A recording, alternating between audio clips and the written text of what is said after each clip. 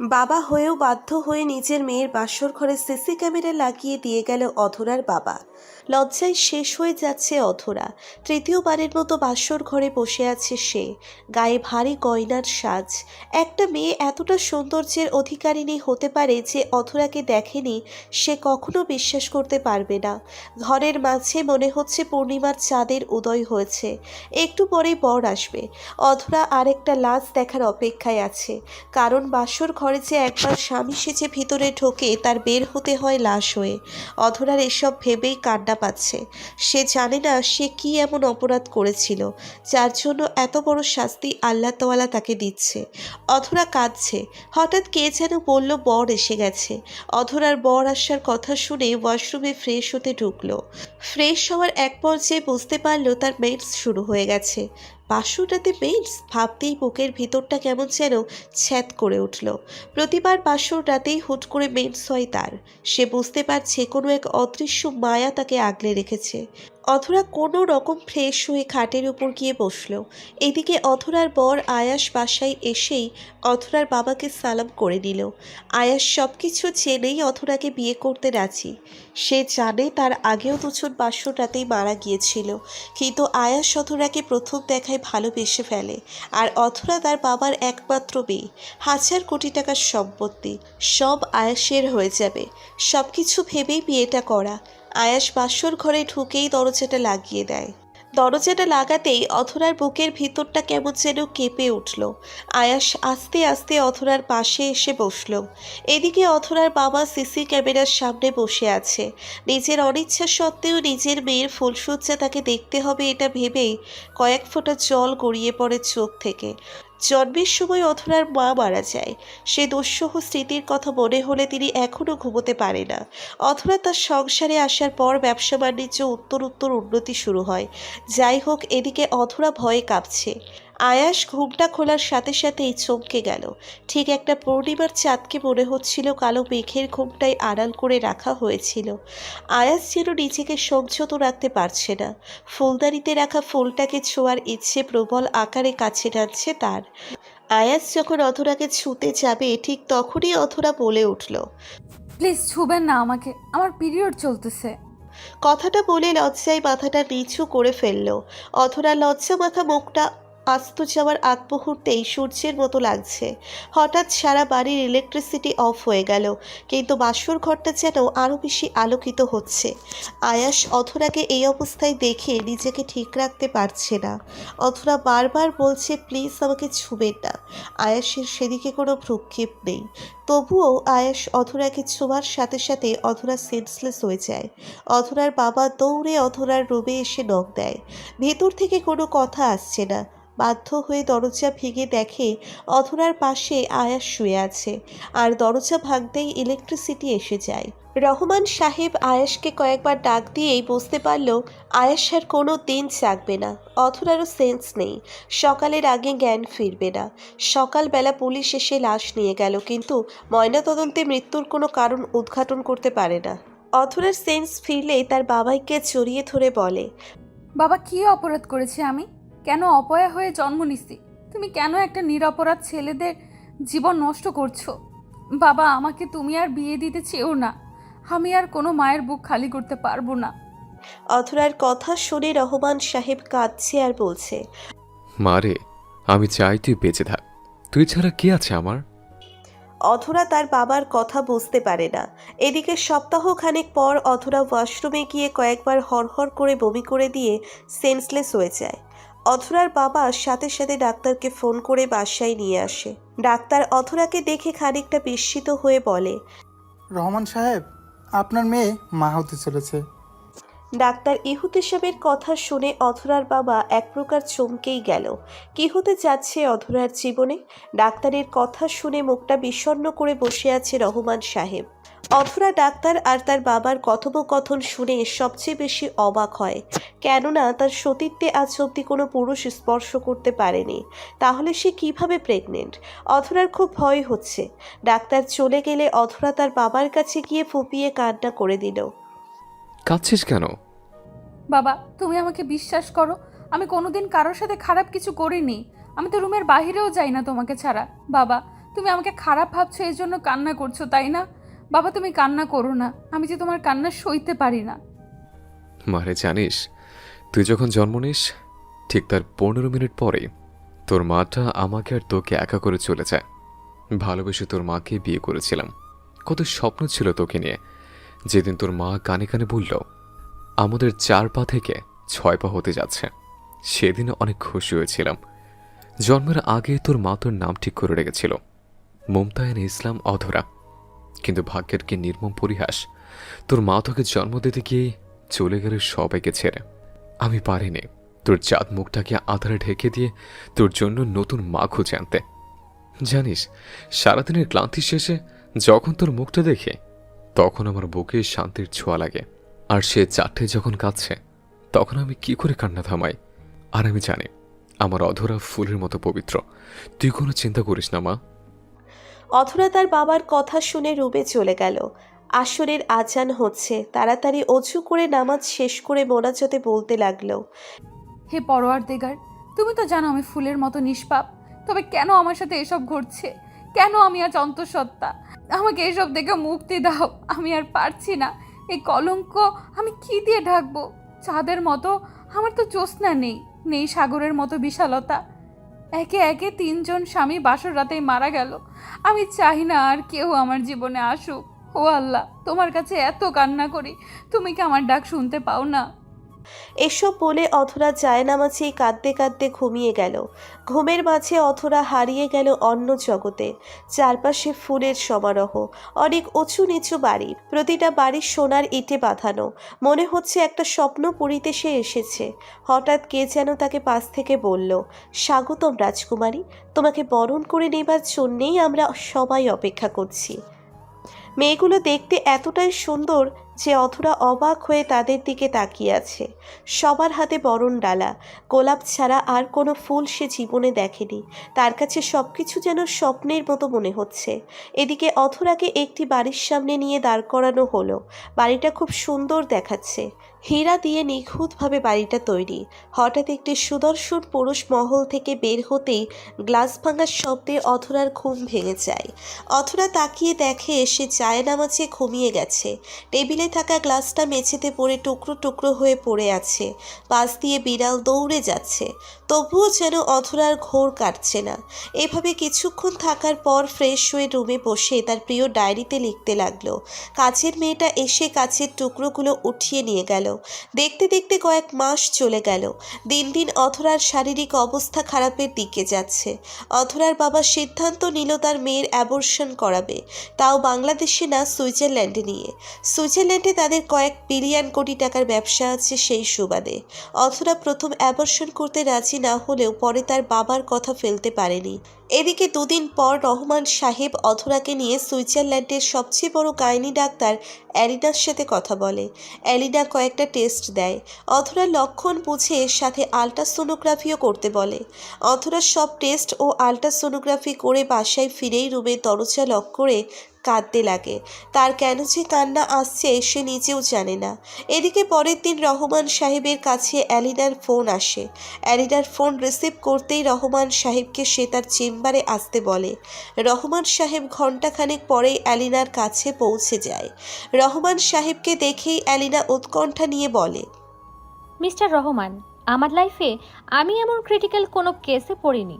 আমি ভাবতে পারছি না আমি স্বপ্ন দেখছি কিনা। আপনার মেয়ের আল্ট্রাসোনোগ্রাফির রিপোর্ট আমি 4 বার আলাদা আলাদাভাবে করেছি, প্রতিবারই একই রিপোর্ট এসেছে। ডক্টর, কি হয়েছে প্লিজ বলেন। আপনি এভাবে ঘামছেন কেন? এই যে দেখেন, আপনার মেয়ের গর্ভে কোনো মানুষ বেড়ে উঠছে না, বেড়ে উঠছে একটা সাপ। ডক্টর, কিছু বলছেন আপনি? হ্যাঁ, সত্যি বলছি। এই বিষয়টার জন্য কাল সারা রাত ঘুমাতে পারিনি। কিভাবে সম্ভব মানুষের গর্ভে সাপ? ডক্টর প্লিজ, যেভাবেই হোক অধরের পেট থেকে সাপটাকে বের করেন। কিন্তু মিস্টার রহমান, ভয়ের বিষয় হচ্ছে আপনার মেয়ের গর্ভে। কিন্তু মিস্টার রহমান, ভয়ের বিষয় হচ্ছে রিপোর্ট অনুযায়ী আপনার মেয়ের গর্ভে একবার সাপ আর একবার সাপ দেখাচ্ছে না। মোট 6 বার আল্ট্রাসোনোগ্রাফি করেছি, একটাতে সাপ দেখাচ্ছে আর একটাতে নেই। বুঝতে পারছি না কি হচ্ছে। নিশ্চয়ই এর পিছনে কোনো মায়াজাল লুকিয়ে আছে। রহমান সাহেব স্পষ্ট দেখতে পারল অ্যালিনার শরীর ঘামছে। এটা ভয় না চিন্তায় বোঝা যাচ্ছে না। কি হলো ডক্টর? অ্যাবর্শনটা করানো যাবে না? আমি আমার মান সম্মানের ভয়ে দেশ থেকে মেয়েকে নিয়ে এখানে পাড়ি জমিয়েছে। এখন যদি আমার মেয়ের কিছু হয় তবে কি দিয়ে সান্ত্বনা দিব? মিস্টার রহমান, প্লিজ ঘাবড়াবেন না। দেখেন, অ্যাবর্শন করা যাবে, কিন্তু আপনার মেয়ের শরীরের কন্ডিশন তেমন ভালো না। এ সময় অ্যাবর্শন করলে যদি কোনো বিপদ ঘটে। আচ্ছা বলেন তো, আপনার মেয়ের সাথে অস্বাভাবিক কোনো আচরণ হতে দেখেছেন? আমি একটা বিষয় ক্লিয়ার হতে পারছি না, মানুষের গর্ভে কিভাবে সাপের জন্ম হবে? রহমান সাহেব অধরার সাথে ঘটা ঘটনাগুলো বলতে গিয়েও চুপ হয়ে গেল, যদি অধরার কোনো বিপদ হয় এটা ভেবে। ডক্টর, আমার মেয়ের সাথে কোনো অস্বাভাবিক ঘটনা ঘটেনি। হুট করে একদিন বমি করে, সেন্সলেস হয়ে গেলে ডাক্তার দেখায়। ডাক্তার অধরাকে দেখে বলে সে প্রেগনেন্ট। বিশ্বাস করতে কষ্ট হয়েছিল, বাট সত্যিকে কিভাবে অস্বীকার করি? জানেন না সৃষ্টিকর্তা আমার কোন পরীক্ষা নিচ্ছে। আচ্ছা, আপনি চিন্তা করবেন না, আগামী রবিবার আপনার মেয়ের অ্যাবর্শন করা হবে। বাট একটা সমস্যা হলো, অপারেশনও করতে হতে পারে সাপটার জন্য। আচ্ছা ডক্টর, যা করা লাগে তাই করবেন, তবুও যেন আমার মেয়ের কিচ্ছু না হয়। এদিকে অধরা ব্যালকনিতে বসে আছে। তার কাছে দেশটা কেমন পরিচিত লাগছে, একদম নিজের মনে হচ্ছে। প্রকৃতি যেন তাকে খুব কাছ থেকে ডাকছে। হঠাৎ অ্যাবর্শনের কথা শুনে অধরার মনটা খারাপ হয়ে যায়। পেটের উপর হাতটা আলতো করে ধরে বলতে লাগে, জানি না কিভাবে আমার গর্ভে তোর ঠাঁই হলো। আমি কি পরিচয় দিব তোর? বাবার সিদ্ধান্তের সামনে যে আমি নিরুপায়। এসব বলতে গিয়ে কয়েক ফোঁটা জল গড়িয়ে পড়ল চোখ থেকে। সন্ধ্যায় অধরার বাবা বাসায় এসে দেখে অধরা এখনো ব্যালকনিতে দাঁড়িয়ে আছে। মা, এখনো বেলকনিতে থাকবে? আর কিছু খেয়েছিস লাঞ্চে? বাবা, তুমি না খাইয়ে দিলে খাবো কেমনে? তাই বুঝি, আয় খাইয়ে দিচ্ছে। আমিও খাইনি, বাবা মেয়ে একসাথে খাবো। খাওয়া দাওয়া শেষ হলে অধরার বাবা বলে রবিবারে তাকে হসপিটালে যেতে হবে। অধরা মাথা নাড়িয়ে হ্যাঁ সূচক জবাব দেয়। দেখতে দেখতে রবিবার এসে যায়। অধরার বাবা সকালে হসপিটালে অধরাকে নিয়ে গেলে আবারও আলট্রাসোনোগ্রাফি করে ডাক্তার অ্যালিনার চক্ষু চরক গাছ। সাপটা ভিতরে অনেক বড় হয়ে গেছে, অপারেশন করা ছাড়া কোনো উপায় নেই। ঘণ্টাখানেক পর অধরাকে অপারেশন থিয়েটারে নেওয়া হয়। যথারীতি সিজার করার জন্য যখন পেট কাটে তখন সবাই চমকে যায়। যেখানে সাপ থাকার কথা সেখানে কিচ্ছু নেই। ডাক্তার অ্যালিনা এক প্রকার ভরকে যায়। কি হচ্ছে গোলকধাঁধার মতো। মুহূর্তেই অপারেশন থিয়েটারের ভিতরে এক সুঘ্রাণ বের হলো। অপারেশন থিয়েটারের সমস্ত বাতি মুহূর্তেই বন্ধ হয়ে গেল। রুমটা ভূমিকম্পনের মতো কাঁপতে লাগলো। অন্ধকারে কে যেন সবার গলা চিপে ধরছে। ডাক্তাররা সবাই ভয় পেয়ে বাঁচাও বাঁচাও চিৎকার করতে লাগলো। হঠাৎ সারা অপারেশন থিয়েটার আলোকিত হয়ে গেল। অধরার মুখ থেকে যেন চাঁদের জ্যোৎস্না বিচ্ছুরিত হচ্ছে। ডাক্তার অ্যালিনা অধরার দিকে তাকিয়ে ঠাস করে ফ্লোরে পড়ে গেল। বাকি ডাক্তাররা অ্যালিনার চোখে পানি দিতেই অ্যালিনা চোখ খুলেই অধরাকে দেখিয়ে দিল। অধরাকে দেখে সবাই চমকে যায়, কারণ অধরার পেট কেটে সিজার করা হয়, সেই কাটার চিহ্ন আর নেই। স্বাভাবিক। অ্যালিনা বুঝতে পারল তাদের অনেক বড় ভুল হয়ে গেছে। অধরাকে কেবিনে দিয়ে তার বাবাকে ডাক্তারের চেম্বারে ডেকে পাঠালো। অধরার বাবা অ্যালিনার ডেস্কে যেতেই বলল, মিস্টার রহমান, আপনার মেয়ে কোনো সাধারণ মেয়ে নয়, তার মাঝে অসাধারণ কিছু মায়াজাল লুকিয়ে আছে। তাকে নিয়ে বাসায় যান, পারলে কোনো তান্ত্রিককে দেখান। ডাক্তারের কথা শুনে অধরার বাবার বুকটা কেমন যেন ছ্যাদ করে উঠল। এদিকে অধরাকে বাসায় নেওয়ার পর থেকেই নানান অস্বাভাবিক ঘটনা ঘটতে লাগলো। সবচেয়ে অস্বাভাবিক ঘটনা হলো সোমবারের দিন সকালে। অধরার অপারেশনের একটা ছেলে ডাক্তার ছিল, যার নাম মিস্টার পিটার। তার গাড়ি খুব বাজে বাজে অ্যাক্সিডেন্ট করে, সেই ঘটনাস্থলেই মারা যায়। চোখ দুটি রাস্তার সাথে মিশে যায়। কেউ প্রথম দেখায় আটকে উঠবে। অধরা খবরটা পড়ে সোফায় বসে পড়ে। সে তার বাবাকে ডেকে এনে বলে, বাবা, কেন আমার সাথে এসব ঘটনা ঘটছে বলবে একটু? কেন তুমি ব্যতীত অন্য কোনো ছেলে আমাকে স্পর্শ করতে পারে না? শুনবি তাহলে মা, শোন তাহলে। আজ থেকে 25 বছর আগে সুইডেনে পড়তে এসে তোর মার সাথে পরিচয় হয়। আমাদের বিয়েটা হয় রাজবাড়িতে, এখান থেকে 25 কি 30 মাইল দূরে। সেটাকে বলা হয় মায়াবিনীর শহর। অনেক দর্শনীয় একটা জায়গা, কিন্তু সেখানে কোনো মানুষটাকে গেলে বেঁচে ফিরে না। অনেক রোমহর্ষক অদ্ভুত কাহিনী সেখানে ঘটে। আমরা এক প্রকার ভুল করে মায়াবিনীর শহরে ঢুকে পড়েছিলাম, যে জায়গাটা দেশের স্থানীয় সরকার কত বছর আগে নিষিদ্ধ করেছে। কিন্তু সেখানে তোর মা আমার সাথেই পালিয়ে গিয়েছিল, কারণ তোর নানু হ্যান্ড্রু মাইকেল চায়নি কোনো মুসলিম ছেলের কাছে তার মেয়েকে বিয়ে দিতে। আর তোর আম্মুর বিয়ে ঠিক করে স্থানীয় এক খ্রিস্টান ছেলের সাথে। বাধ্য হয়েই ভুলক্রমে তোর মাকে নিয়ে মায়াবিনীর শহরে চলে যায়। আশা ছিল জুরিক শহরের কোন এক বাড়িতে বাসা ভাড়া নিয়ে থাকবো, পরে সবকিছু ঠিকঠাক থাকলে তোর মাকে নিয়ে বাংলাদেশে চলে যাব। তোর মাকে নিয়ে যখন পালাই একটা গাড়িতে করে, তখন তোর মা খুব কেঁদেছিল। তারপর আমরা সুইজারল্যান্ডের জুরিক শহরের দিকে রওনা করি, কিন্তু আমরা ভুল করে অন্য রাস্তায় চলে যাই। সে রাস্তাঘাট নিস্তব্ধ, কোথাও আলোর চিহ্ন পর্যন্ত নেই। আমাদের গাড়িটা জুরিক লেক পার হতেই রাস্তার পাশে একটা সাইনবোর্ড দেখতে পেলাম, সেখানে ক্রস চিহ্ন দিয়ে ডেঞ্জার লেখা। তবু আমাদের যেতে হয়েছে। সারা রাস্তায় একটা পাখি চোখে পড়েনি, কিন্তু রাস্তা দিয়ে যতই যাচ্ছিলাম ততই মুগ্ধ হচ্ছিলাম। চারপাশটা মনে হয় কেউ রংধনুর তৈরির আঁচড়ে সাজিয়েছে।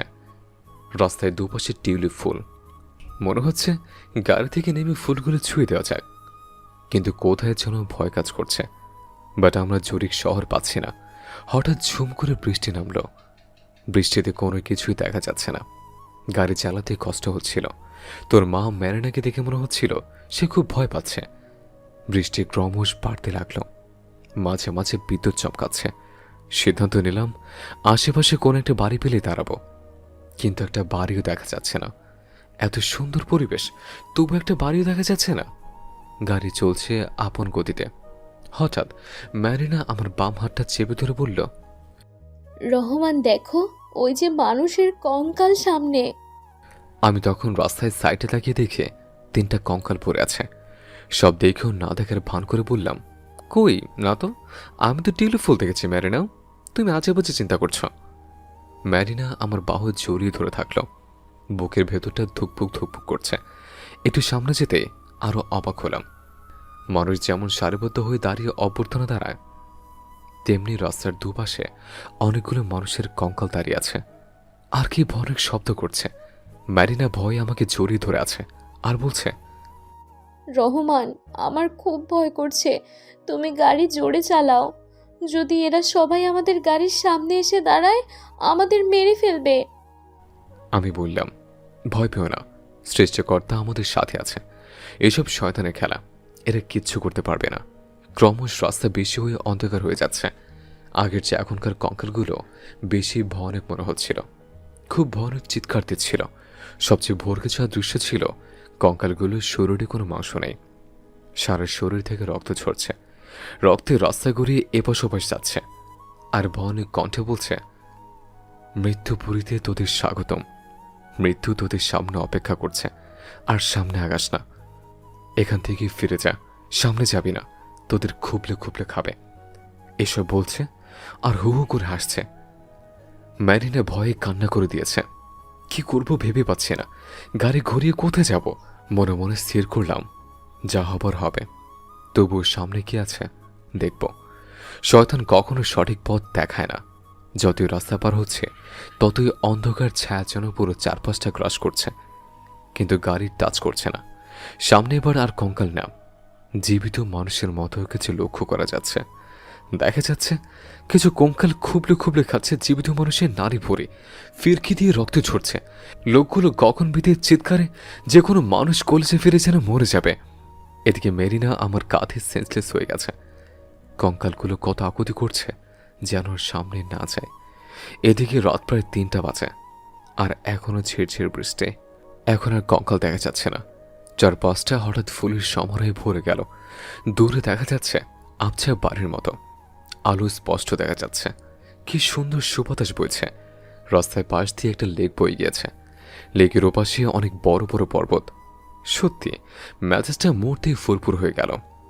হঠাৎ চোখে পড়ল একটা গেট, সোনা দিয়ে সাজানো। গেটের উপরে হীরা দিয়ে লেখা মায়াবিনীর শহর। গাড়িটা ভেতরে প্রবেশ করার সাথে সাথেই চতুর্দিকে সাজপথের মতো জ্বলে উঠল, আকাশের তারকাবাজির মতো চারপাশটা। গাড়িটা হঠাৎ করে বন্ধ হয়ে গেল। গাড়ি থেকে নামতেও ভয় হচ্ছে, তবুও গাড়ি থেকে নেমে পা দিতেই দেখতে পেলাম তাজা ফুলের মাদর। একদম ভূস্বর্গ মনে হচ্ছে। হঠাৎ কয়েকটা মেয়ে ফুলের তোড়া নিয়ে পাশে এসে দাঁড়ালো আর বলতে লাগলো, মায়াবিনীর শহর আপনাদের জন্যই এতকাল অপেক্ষা করছিল, আপনারা ভিতর আসেন। আমি কিছুটা ভীতি নিয়ে বললাম, সাথে আমার ভালোবাসার মানুষ আছে, তার জ্ঞান ফিরেনি। মেয়েগুলির মাঝে একটা মেয়ে মুচকে এসে একটা ফুল হাতে দিয়ে বলল, এই ফুলটা নাকের কাছে নেন, সুবাসের সেন্স ফিরে আসবে। মেয়েটার কথা মতো তাই করলাম। ফুলটা ম্যারিনার নাকের কাছে ধরার সাথে সাথে ম্যারিনার চোখ খুলল। চোখ খুললেই বলল, রহমান, কঙ্কালগুলোর কাছ থেকে আমাকে বাঁচাও। আমি ম্যারিনার হাতটা শক্ত করে চেপে ধরে বললাম, ভয় পেও না, চলো। এদিকে আমাদের রাজপ্রাসাদে নেওয়া হলো। রাজপ্রাসাদের সবকিছু হীরা দিয়ে তৈরি। রাত্রের আকাশে যেমন অজস্র নক্ষত্র আলো দেয়, তেমনি হীরাগুলো থেকে আলোকরশ্মি বের হচ্ছে। রাজপ্রাসাদের অতিথিশালায় বসে থাকার পর একটা দরবেশ এসে বলল, বহু শতাব্দী পর আমাদের এখানে কেউ আসলো। তোমরা সত্যি ন্যায়নিষ্ঠ, নয়তো এ পথ পাড়ি দিয়ে তোমরা আসতে পারতে না। যাই হোক, তোমরা আসার পরই জাদুর আয়না তোমাদের বিষয়ে সব বলেছে। তোমরা অবিবাহিতা, আর মেয়েটাও অমুসলিম। ম্যারিনা চমকে যায় আর বলে, কি বলছেন? আপনি কিভাবে জানলেন এত কিছু? মা, তুমি আর রহমানের দুজনের মাঝেই মায়াবিনী শহরের মুক্তির বীজ নিহিত। তুমি কি তোমার ভালোবাসার মানুষের জন্য ইসলাম ধর্ম গ্রহণ করবে? একমাত্র ন্যায়নিষ্ঠ ধর্ম, মুক্তির ধর্ম এবং সৃষ্টিকর্তাকে খুশি করার জন্য ইসলাম ধর্ম গ্রহণ করবে। ঠিক আছে, সৃষ্টিকর্তাকে খুশি করার জন্য আমি ইসলাম গ্রহণ করব। সত্যি মা, তুমি অনেক গুণবতী। তোমাদের মাধ্যমে আমরা আমাদের হারানো রাজ্য ফিরে পাবো ইনশাআল্লাহ। সেটা কিভাবে?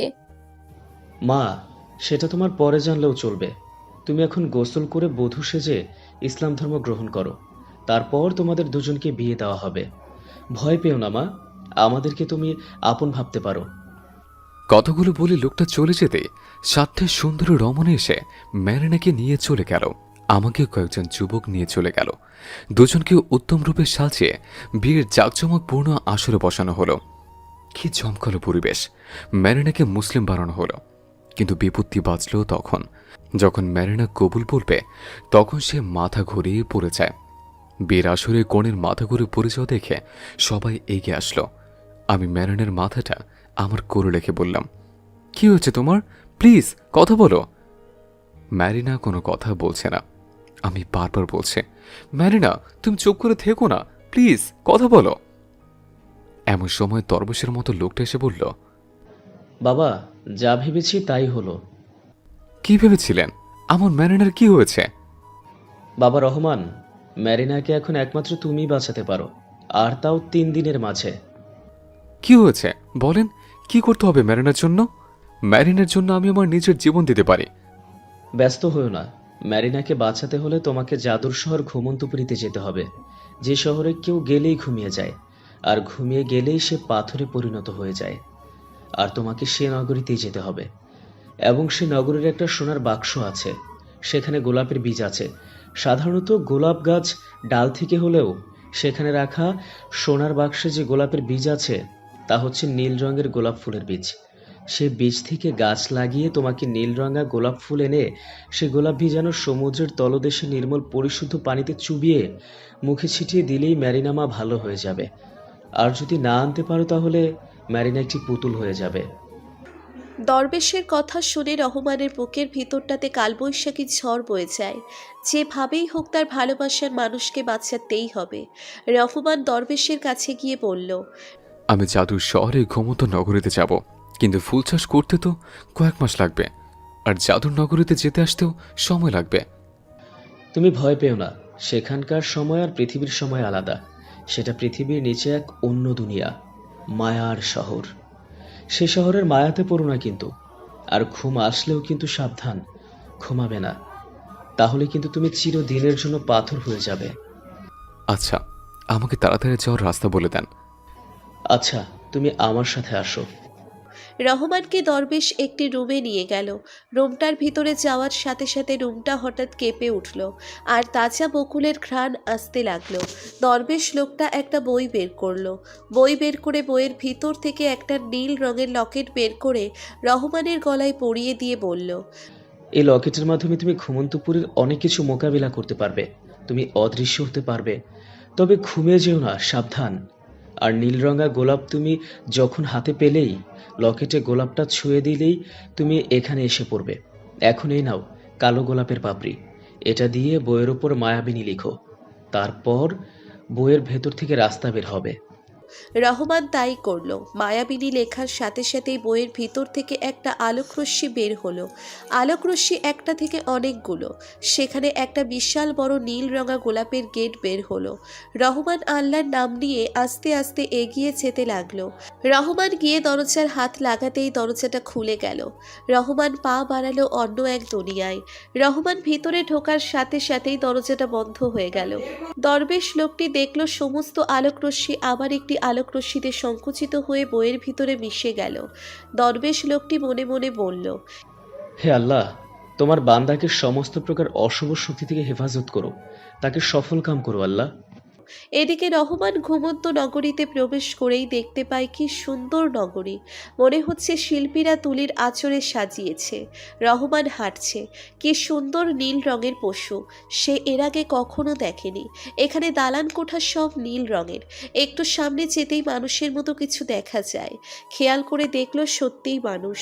কি সুন্দর চেহারা, একদম জীবন্ত দেখা যায়। কিন্তু কাছে গিয়ে দেখতে পাই পাথর হয়ে আছে। সে হাঁটছে। তবে সবচেয়ে অদ্ভুত লাগছে এখানে সূর্য তাপ দিচ্ছে না, চাঁদের মতো জ্যোৎস্না দিচ্ছে। সবকিছু দিনের আলোর মতো পরিষ্কার, একদম মন শীতল করা পরিবেশ। খুব ক্ষুধা লেগেছে। ভাবতেই সামনে আঙুর ফল আর আপেলের বাগান দেখতে পেল। রহমান ছুটে গেল ফল ছিঁড়তে। ফল ছেঁড়ার জন্য হাত বাড়িয়েও সে হাতটা ফিরিয়ে আনলো। তার মনে হচ্ছে এখানে নিশ্চয়ই কোনো কারণ আছে। সে মনে মনে ভাবতেই কেন তার সামনে খাবার আসবে। হাঁটতে হাঁটতে অনেক ক্লান্ত লাগছে। সূর্য ডুবে গিয়ে চাঁদ উঠল। চাঁদের আলোতে দু চোখের পাতা লেগে আসতেছে। সামনে একটা বাড়ি দেখা যাচ্ছে। বাড়ির সাথে দোলনা। মনে হচ্ছে দোলনায় গাটা এলিয়ে দেয়, কিন্তু না। রহমান লকেটটাকে চুমু খেয়ে বলল, আমাকে নীল রঙা গোলাপের বীজের কাছে নিয়ে যাও। কথাটা বলার সাথে সাথেই দেখা গেল সামনে বিশাল একটা সাগর। মাঝখানে একটা নীল রঙের রাজপ্রাসাদ বের হলো। রহমান বুঝতে পারল সেখানেই গোলাপের বীজ আছে। কিন্তু সেখানে কিভাবে যাবে? যেতে তো হবেই, কিন্তু যাওয়ার মতো কিচ্ছু নেই। নিরুপায় হয়ে স্থির করলো সাঁতার কেটে যাবে। সমুদ্রের পানিতে যখন পা দিবে তখন চমকে যায়। সমুদ্রের পানিতে পা নিচে যায় না, পা ভিজেও না। রহমান চমকে গেল।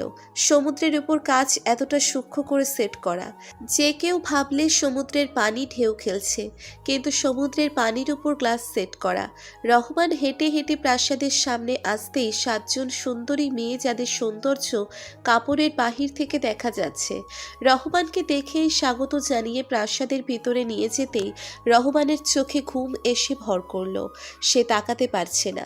ভালো করে তাকাতেই দেখলো সারি সারি মানুষ পাথর হয়ে আছে। এমন সময় একটা মেয়ে এসে বলল, এতদিন কোথায় ছিলে আমার রাজকুমার?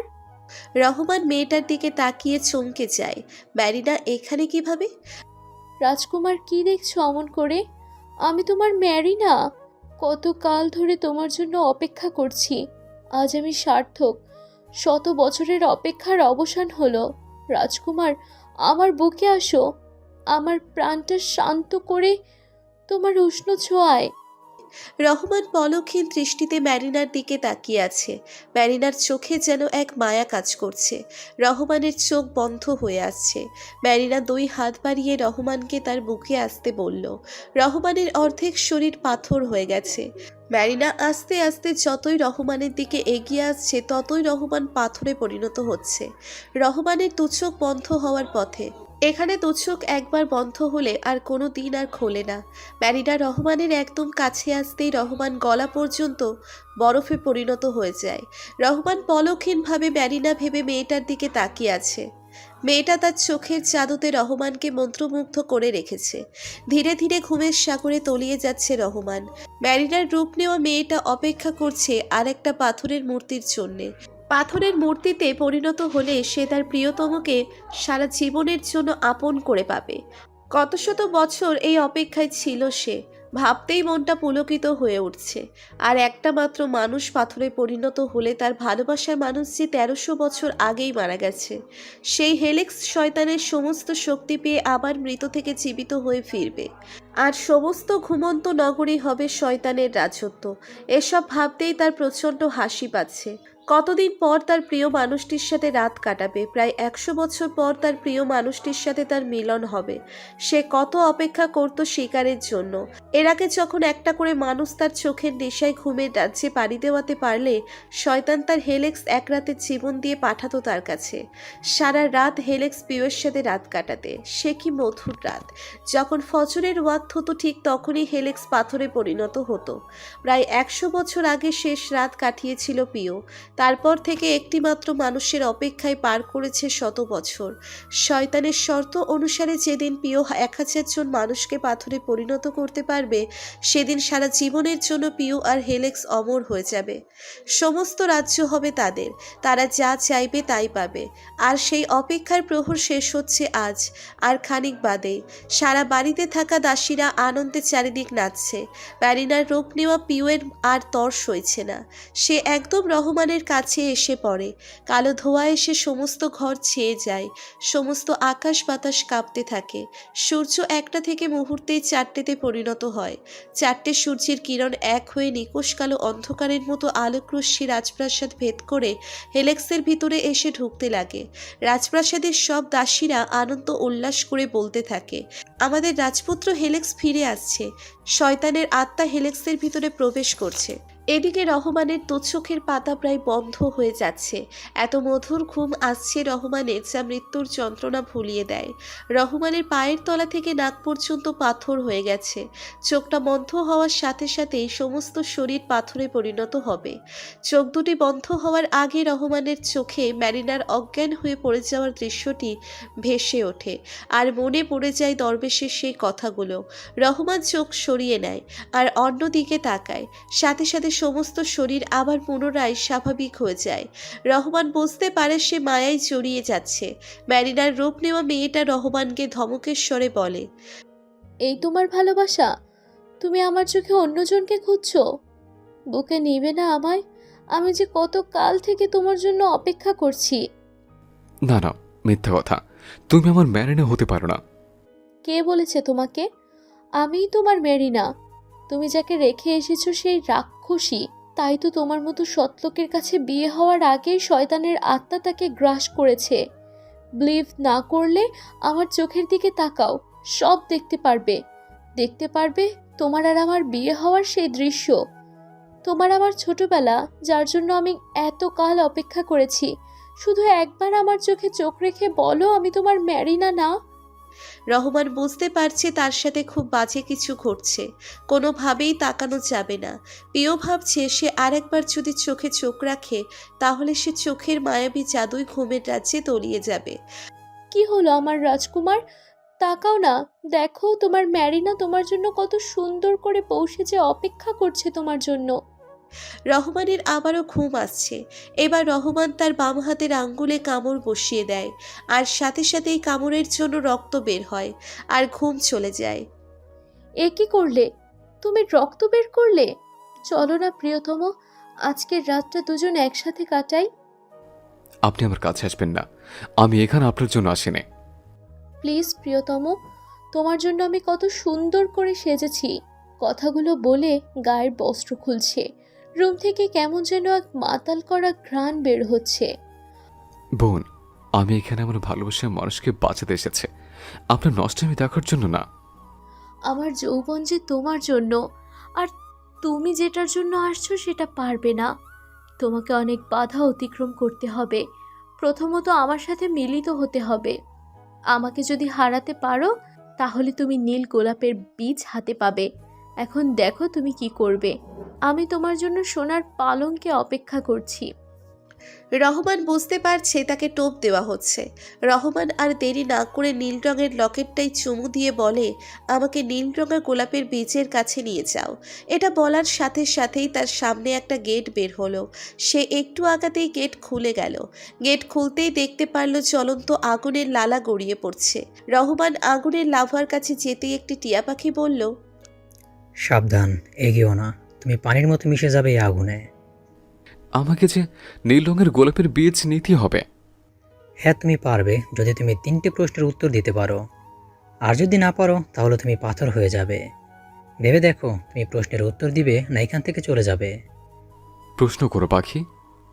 আচ্ছা শোনো, 1 নম্বর প্রশ্ন হলো পৃথিবীর সবচেয়ে মিষ্টি কি মানুষের কাছে? সবচেয়ে মিষ্টি কি? মানুষের কাছে সবচেয়ে মিষ্টি হচ্ছে প্রয়োজন।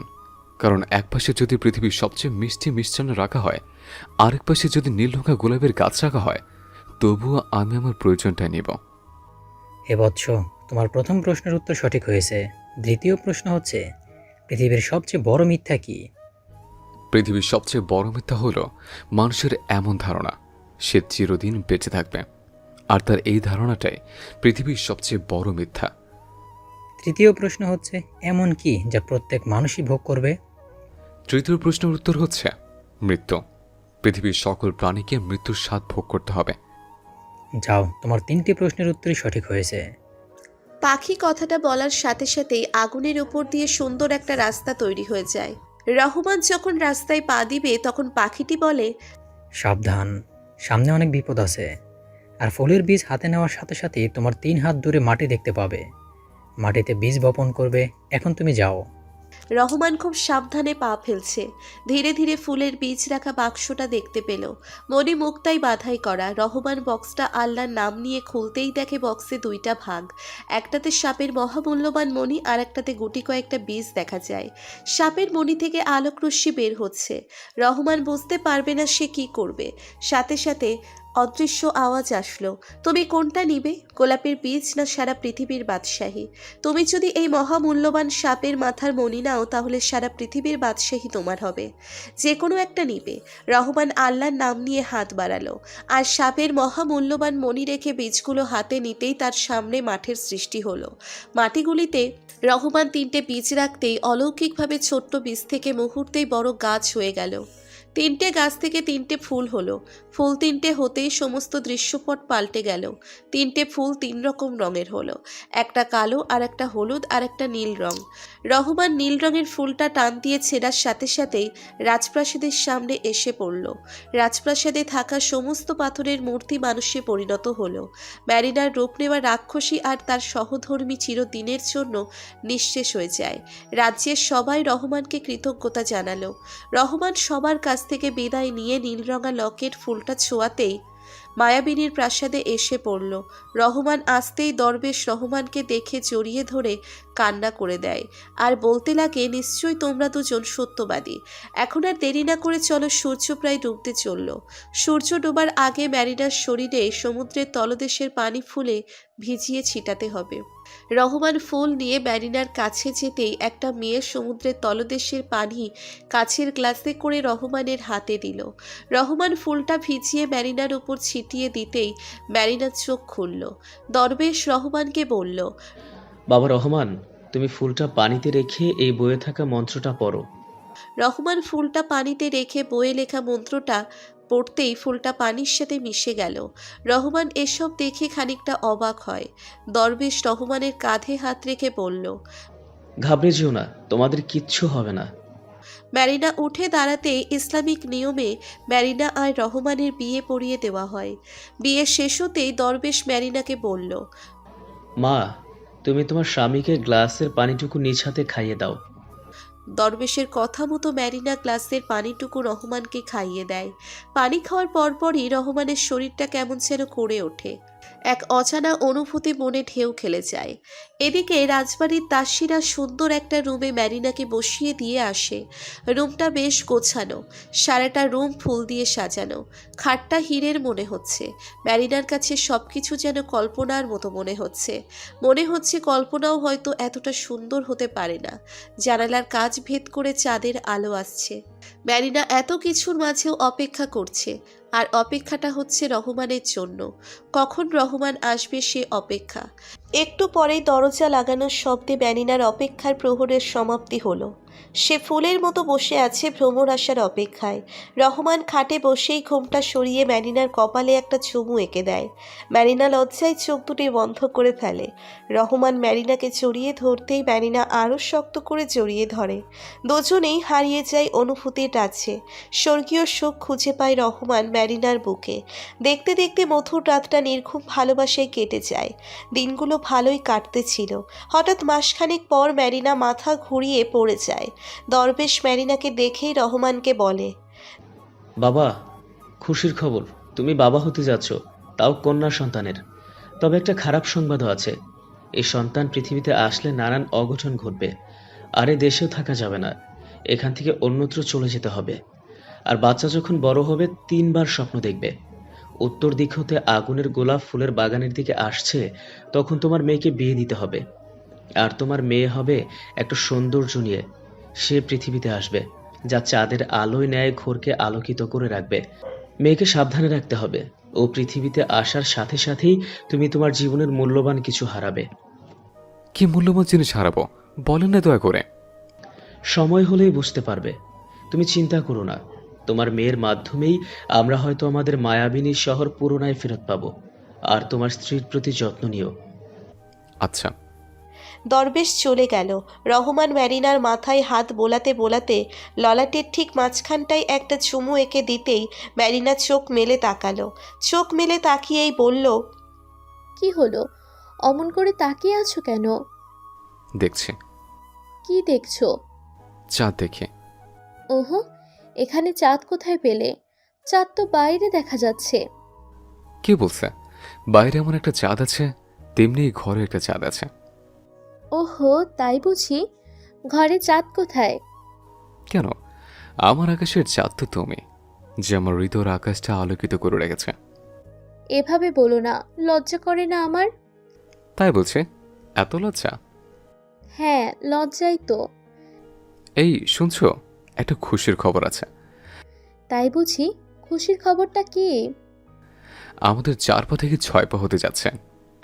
রহমানের কথা শুনে ম্যারিনার চোখ থেকে নীরবে অশ্রু গড়িয়ে পড়ে। রহমানকে বুকের সাথে চেপে ধরে বলে, আজ আমি অনেক খুশি। আমাদের পরিবারের নতুন মেহমান আসছে। আমিও খুশি। এভাবেই রহমান আর ম্যারিনার দিনগুলো যাচ্ছিল। দেখতে দেখতে বেশ কয়েক মাস চলে গেল। ম্যারিনাদের সন্তান পৃথিবীতে আসার সময় হয়ে গেছে প্রায়। এদিকে রাজপ্রাসাদের স্বর্গীয় জীবনের মাঝেও ম্যারিনার যেন কেন ভয় ভয় লাগে। মনে হয় তারা সবাই মায়ার জগতে আছে, একটা স্বপ্ন দেখছে। ম্যারিনা ভাবছে তার মনের কথাগুলো রহমানকে বলবে, কিন্তু রহমান কি বিলিভ করবে? রাতে রহমান ম্যারিনার বুকে মাথা রেখে শুয়ে আছে। ম্যারিনা রহমানের চুলে বিলি কেটে দিতে দিতে বলল, রহমান, একটা কথা বলি? বলো। রহমান, আমার কাছে মনে হয় আমরা দুজন স্বপ্ন দেখেছি ঘুমিয়ে ঘুমিয়ে। কি বলছো এসব? স্বপ্ন কেন দেখবো? তবে কি কল্পনার চেয়েও কি বাস্তব এতটা সুন্দর হয়?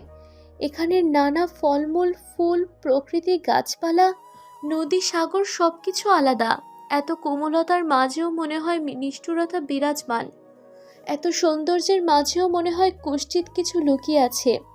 আমার মাঝে মাঝে খুব ভয় হয়, আবার মাঝে মাঝে দম বন্ধ হয়ে আসে। সবসময় অস্থিরতা কাজ করে। চলো না, এখান থেকে বের হয়ে তোমাদের বাংলাদেশে চলে যাই। আর ভয় করে, আমি যদি তোমাকে হারিয়ে ফেলি তবে কি নিয়ে বাঁচব? জানো রহমান, মাঝে মাঝে মনে হয় কালো ছায়া আমার পিছু পিছু হাঁটে। ভয় পেও না, কিচ্ছু হবে না। আমরা স্বপ্ন নয়, বাস্তবে আছে। এই জায়গাটা পৃথিবীর গভীরে। এখানে আমরা পৌঁছে গেছি কোনো আলোক শক্তির জোরে। তুমি চিন্তা করো না, আল্লাহ সর্বশক্তিমান। এখান থেকে বের হওয়ার নিশ্চয়ই একটা রাস্তা বের হবে। এখন আদর দাও। তাই বলছে? ইস, আমার বুঝি লজ্জা করে না? বাব্বা, আদর চাও আবার লজ্জাও পাও? লজ্জা নারীর ভূষণ। রহমান আর কথা না বাড়িয়ে ম্যারিনার ওষ্ঠদয় তার ওষ্ঠদয় মিলিয়ে দিল। দুজনেই চোখ বন্ধ করে ফেলল, হারিয়ে গেল অন্য এক মায়ার জগতে। রাত গভীর, কারো বাঁচাও বাঁচাও শব্দ শুনে ম্যারিনা বাহিরে তাকাতেই চমকে গেল। রাজপ্রাসাদের অনেকগুলো রাক্ষস দেখতে অনেকটা দানব প্রকৃতির, সারা শরীর পোড়া আর সারা শরীরে দাঁত, এক এক মানুষকে ধরতেছে আর চিকেনের মতো চিবিয়ে খাচ্ছে।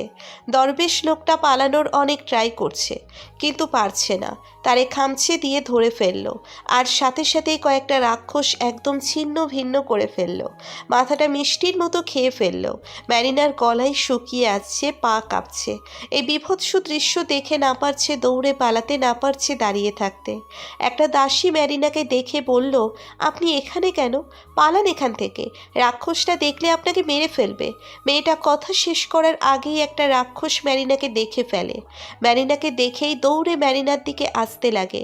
ম্যারিনা ভয়ে আল্লাহর নাম নিয়ে পিছন দিকে দৌড় দেয়, কিন্তু দৌড়ে শেষ রক্ষা হয় না। সমস্ত রাক্ষসেরা ম্যারিনাকে চারদিক থেকে ঘিরে ফেলে, ভয়ঙ্কর শব্দ করে হাসতে থাকে আর একে অপরকে বলতে থাকে, তোরা ভেবেছিস তোরা আমাদের ধ্বংস করবি? এটা ভেবে থাকলে ভুল হবে। আজকে তোকে শরবতের মতো মিক্সড করে খেয়ে ফেলবো। এই কথা বলে যখন হাত বাড়ায়, যখন সবাই ম্যারিনার দিকে, ম্যারিনা ভয়ে চোখ বন্ধ করে ফেলে। এমন সময় রহমান দৌড়ে এসে ম্যারিনাকে বাহু জোরে আবদ্ধ করে নিল। এদিকে ম্যারিনা বসে পড়ল, সাথে সাথে প্রসব ব্যথা শুরু হলো। রহমান ম্যারিনার অবস্থা বুঝতে পেরে আকাশের দিকে তাকিয়ে বলল, হে আল্লাহ, আমাদের রক্ষা করো। ম্যারিনা ব্যথায় ফ্লোরে গড়াগড়ি করছে। রাক্ষসরা হাত বাড়িয়ে যখন ম্যারিনাকে ছুঁতে যাবে, তখন রহমান তলোয়ার দিয়ে তাদের হাতে আঘাত করতেই সব রাক্ষসগুলো একযোগে গর্জে ওঠে। আকাশ বাতাস প্রকম্পিত হয়ে ওঠে তাদের চিৎকারে। হঠাৎ রহমানের কানে বাচ্চার কান্নার শব্দ আসে। রহমান দেখতে পারে একদণ্ড চাঁদ মাটিতে পড়ে কাঁদছে। রাক্ষস একটা পিছন থেকে রহমানকে ধরে উপরে তুলে ফেলে। রহমানের চোখের সামনে ম্যারিনাকে বাকি রাক্ষসগুলো টেনে ছিঁড়ে খাচ্ছে। রহমান চিৎকার করছে। ম্যারিনা বারবার বলছে, আমার সন্তানটার জন্যে হলেও আমাদেরকে বেরো না, ছেড়ে দাও আমাকে। তখন একটা কুৎসিত রাক্ষস, যার সারা শরীরে সাপ জড়ানো, রাক্ষসটি মাটি থেকে নবজাতক বাচ্চাটাকে হাতে তুলে যখনই মুখে দিতে যাবে তখনই রহমান রাক্ষসের হাত থেকে লাফ দিয়ে নিচে পড়ে যায়। নিচে পড়েই দৌড়ে তাদের নবজাতক সন্তানকে বাঁচতে চায়। রহমানকে দৌড়ে আসতে দেখে অন্য আরেকটা রাক্ষস রহমানকে টান দিয়ে মুখে ক্যাপসুলের মতো পুড়ে ফেলে। ম্যারিনা কি করবে ভেবে পাচ্ছে না। চোখের সামনে তার স্বামীকে খেয়ে ফেলছে, তার সদ্য জন্ম দেওয়া সন্তানটাকেও খেয়ে ফেলছে। মাথাটা শরীর থেকে মুহূর্তেই আলাদা করে ফেলে। কয়েকটা রাক্ষস রক্তচক্ষু বের করে ম্যারিনার দিকে আসছে। ম্যারিনা ভয়ে কাঁপছে আর চিৎকার করে বলছে, কে আছো, বাঁচাও আমাকে, মেরো না। রহমান ম্যারিনাকে তার পাশে এমন ছটফট করতে দেখে বলল, এই ম্যারিনা, কি হয়েছে, কান্না করছো কেন? ম্যারিনা রহমানকে জড়িয়ে ধরে বলল, বাঁচাও আমাকে, ছেড়ে দাও। রহমান বুঝতে পারে ম্যারিনা দুঃস্বপ্ন দেখেছে। ম্যারিনাকে বুকের সাথে জড়িয়ে ধরে বলল, ভয় পেও না, কিচ্ছু হবে না। ম্যারিনা স্বাভাবিক হয়ে স্বপ্নের কথা রহমানকে সব কিছু বলে। পরের দিন রহমান দরবেশকে সব কিছু খুলে বললে দরবেশ সবটা শুনে চমকে যায়। অনেকটা ভয়ার্থ কণ্ঠে বলে, না, তোমাদের কিছু হলে এই মায়াবিনীর শহর চিরদিনের জন্য মৃত্যুপুরীতে পরিণত হবে। তোমাদের এখান থেকে বের হওয়ার ব্যবস্থা করে দিচ্ছি, তবে তোমাদের অনেক বিপর্যয় পাড়ি দিয়ে যেতে হবে।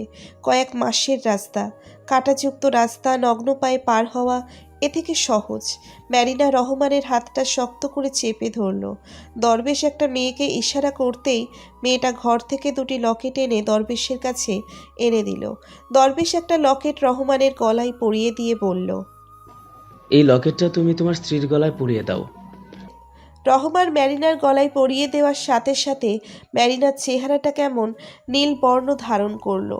দরবেশ রহমানের বুকে হাত রেখে বলল, তোমাদের একটা মেয়ে হবে, যার সৌন্দর্য চাঁদের ন্যায় হবে, যাকে তুমি ব্যতীত অন্য কোনো পুরুষ স্পর্শ করতে পারবে না। আর সে ঋতুবতী হওয়ার সাথে সাথেই চারপাশের পরিবেশটা কেমন ভয়ানক সুন্দর হয়ে যাবে। রাতে তার জানালায় গন্ধরাজ ফুলের মুহুর্মুহু গন্ধ আসবে। আরেকটা আশ্চর্যের বিষয় হচ্ছে, একটা সময় তোমাদের মেয়ের বিয়ের সম্পর্ক আসবে। আর বিয়ের 1 মাস পূর্বে পূর্ণিমার চাঁদে গ্রহণ লাগবে। তার ঠিক 21 দিন পর অলৌকিকভাবেই তোমাদের মেয়ের বিয়ে হয়ে যাবে। আর তারা প্রত্যেকের থাকবে নিষ্পাপ মেয়েদের ধর্ষক। আর তাদের সবাই বিয়ের রাতেই মারা যাবে। ভয় পেও না, এতে তোমাদের মেয়ের কোনো ক্ষতি হবে না। সে যে পরম ভাগ্যবতী, তার বদলেই মায়াবিনী শহরের পুনর্জন্ম হবে। সে হবে পৃথিবীর সমস্ত মানুষের আড়ালে থাকা মায়াবিনীর শহরের রানী। তাই শয়তানেরা তাকে মেরে ফেলার সব রকম চেষ্টাই করবে। এখন চলো, আর কিছুক্ষণ বাদে সন্ধ্যা ঘনিয়ে আসবে, আর আকাশ উঠবে ত্রিচন্দ্র, যার আলোতে তোমরা ফিরে পাবে পৃথিবীতে। আর কেটে যাবে কয়েক মাস। ত্রিচন্দ্র মানে কি? ত্রিচন্দ্র মানে প্রতি 21 বছর পর পর মায়াবিনীর আকাশে ওঠে। 3টা চাঁদ একত্রে দেখা যায়। আর সে আলো থেকে অনেক তির্যক রশ্মি বের হয়। আর সে রশ্মি থেকে সাগরের বুকে আগুনের তৈরি হবে। সে রাস্তা দিয়ে তোমাদের হেঁটে যেতে হবে। আর যে রাস্তা, শয়তানের নানান ভীতিকর দৃশ্য, নানান ধাঁধার শহর পার হয়ে যেতে হবে তোমাদের। ম্যারিনা অনেকটা ভয় পেয়ে যায় আগুনের রাস্তার কথা শুনে। রহমান ম্যারিনার চোখের দিকে তাকিয়ে মুচকি হেসে বলে, ভয় পেও না, সৃষ্টিকর্তা আমাদের সাথে আছেন। কি হলো, তোমরা কি ভয় পাচ্ছ? আর আরেকটা কথা, আজকে যদি তোমরা এখান থেকে না যাও, তবে আজ ঠিকই শয়তান রাক্ষসরা আসবে। আর ম্যারিনা মাঝে স্বপ্ন দেখছে, সেটা মিথ্যা না, সেটা ছিল ভবিষ্যৎ। আর এই ভবিষ্যৎকে মিথ্যা প্রমাণ করতে হবে। এখানে অনেক কিছু মায়া। বুঝলাম। আপনারা সবাই আমাদের জন্য দোয়া করবেন, যেন আমরা এখান থেকে বের হতে পারি আর আপনাদের শয়তানের হাত থেকে বাঁচাতে পারি। রহমান আর ম্যারিনা সবার কাছ থেকে বিদায় নিতে নিতেই আকাশে ত্রিচন্দ্র উঠে পড়ে। দরবেশ তাড়াতাড়ি করে রহমান আর ম্যারিনাকে বলে, তোমরা তোমাদের সামনে রাখা সোনার খাটে বসে পড়ো। এই সোনার খাট মায়াবিনীর শহর থেকে বের হওয়ার শেষ রাস্তা পর্যন্ত নিয়ে যাবে। আর সেখান থেকে তোমাদের ধাঁধার শহর অতিক্রম করে পৃথিবীতে যাওয়ার রাস্তা খুঁজতে হবে। আর এই সোনার খাট কথাও বলতে পারে। এখন তোমরা যাও, ভয় পেও না কখনো। আর হ্যাঁ, তোমাদের জীবনে অনেক বিপর্যয় নামবে, ভেঙে পড়ো না কিন্তু। রহমান আর ম্যারিনা খাটের উপর বসতেই খাট আকাশে ওরা শুরু করলো। কি সুন্দর মেঘেরা ভেসে যাচ্ছে, মেঘেরা খেলা করছে। রহমান, মেঘগুলো সুন্দর না? হ্যাঁ, খুব সুন্দর। কিছুক্ষণ এভাবে সাদা শুভ্র মেঘ পাড়ি দেওয়ার পর মেঘগুলো রক্তাক্ত লাল টকটকে দেখাচ্ছে।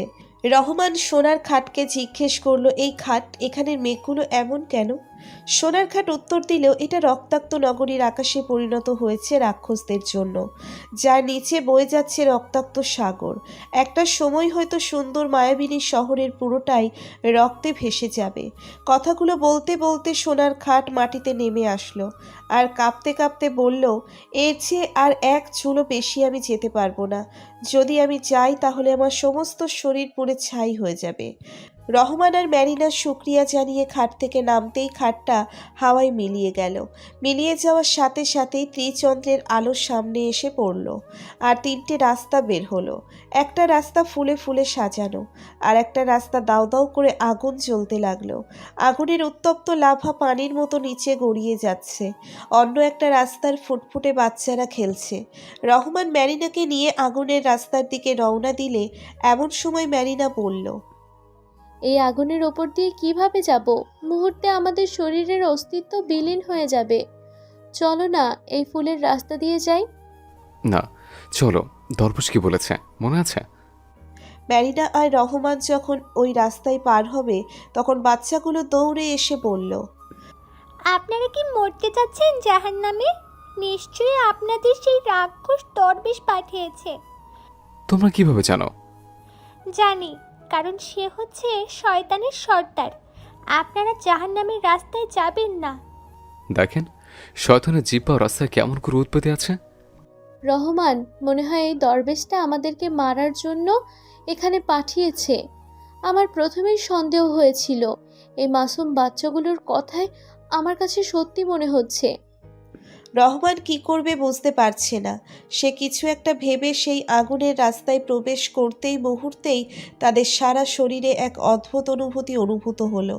মুহূর্তের মাঝে পাশের দুই রাস্তা রক্ত বন্যায় ভেসে গেল। রহমান আর ম্যারিনা ঠিকমতো হাঁটতে পারছে না। মনে হচ্ছে তারা রক্তের সাগরে হাঁটতেছে। শরীর ক্রমশ অবশ হয়ে আসছে।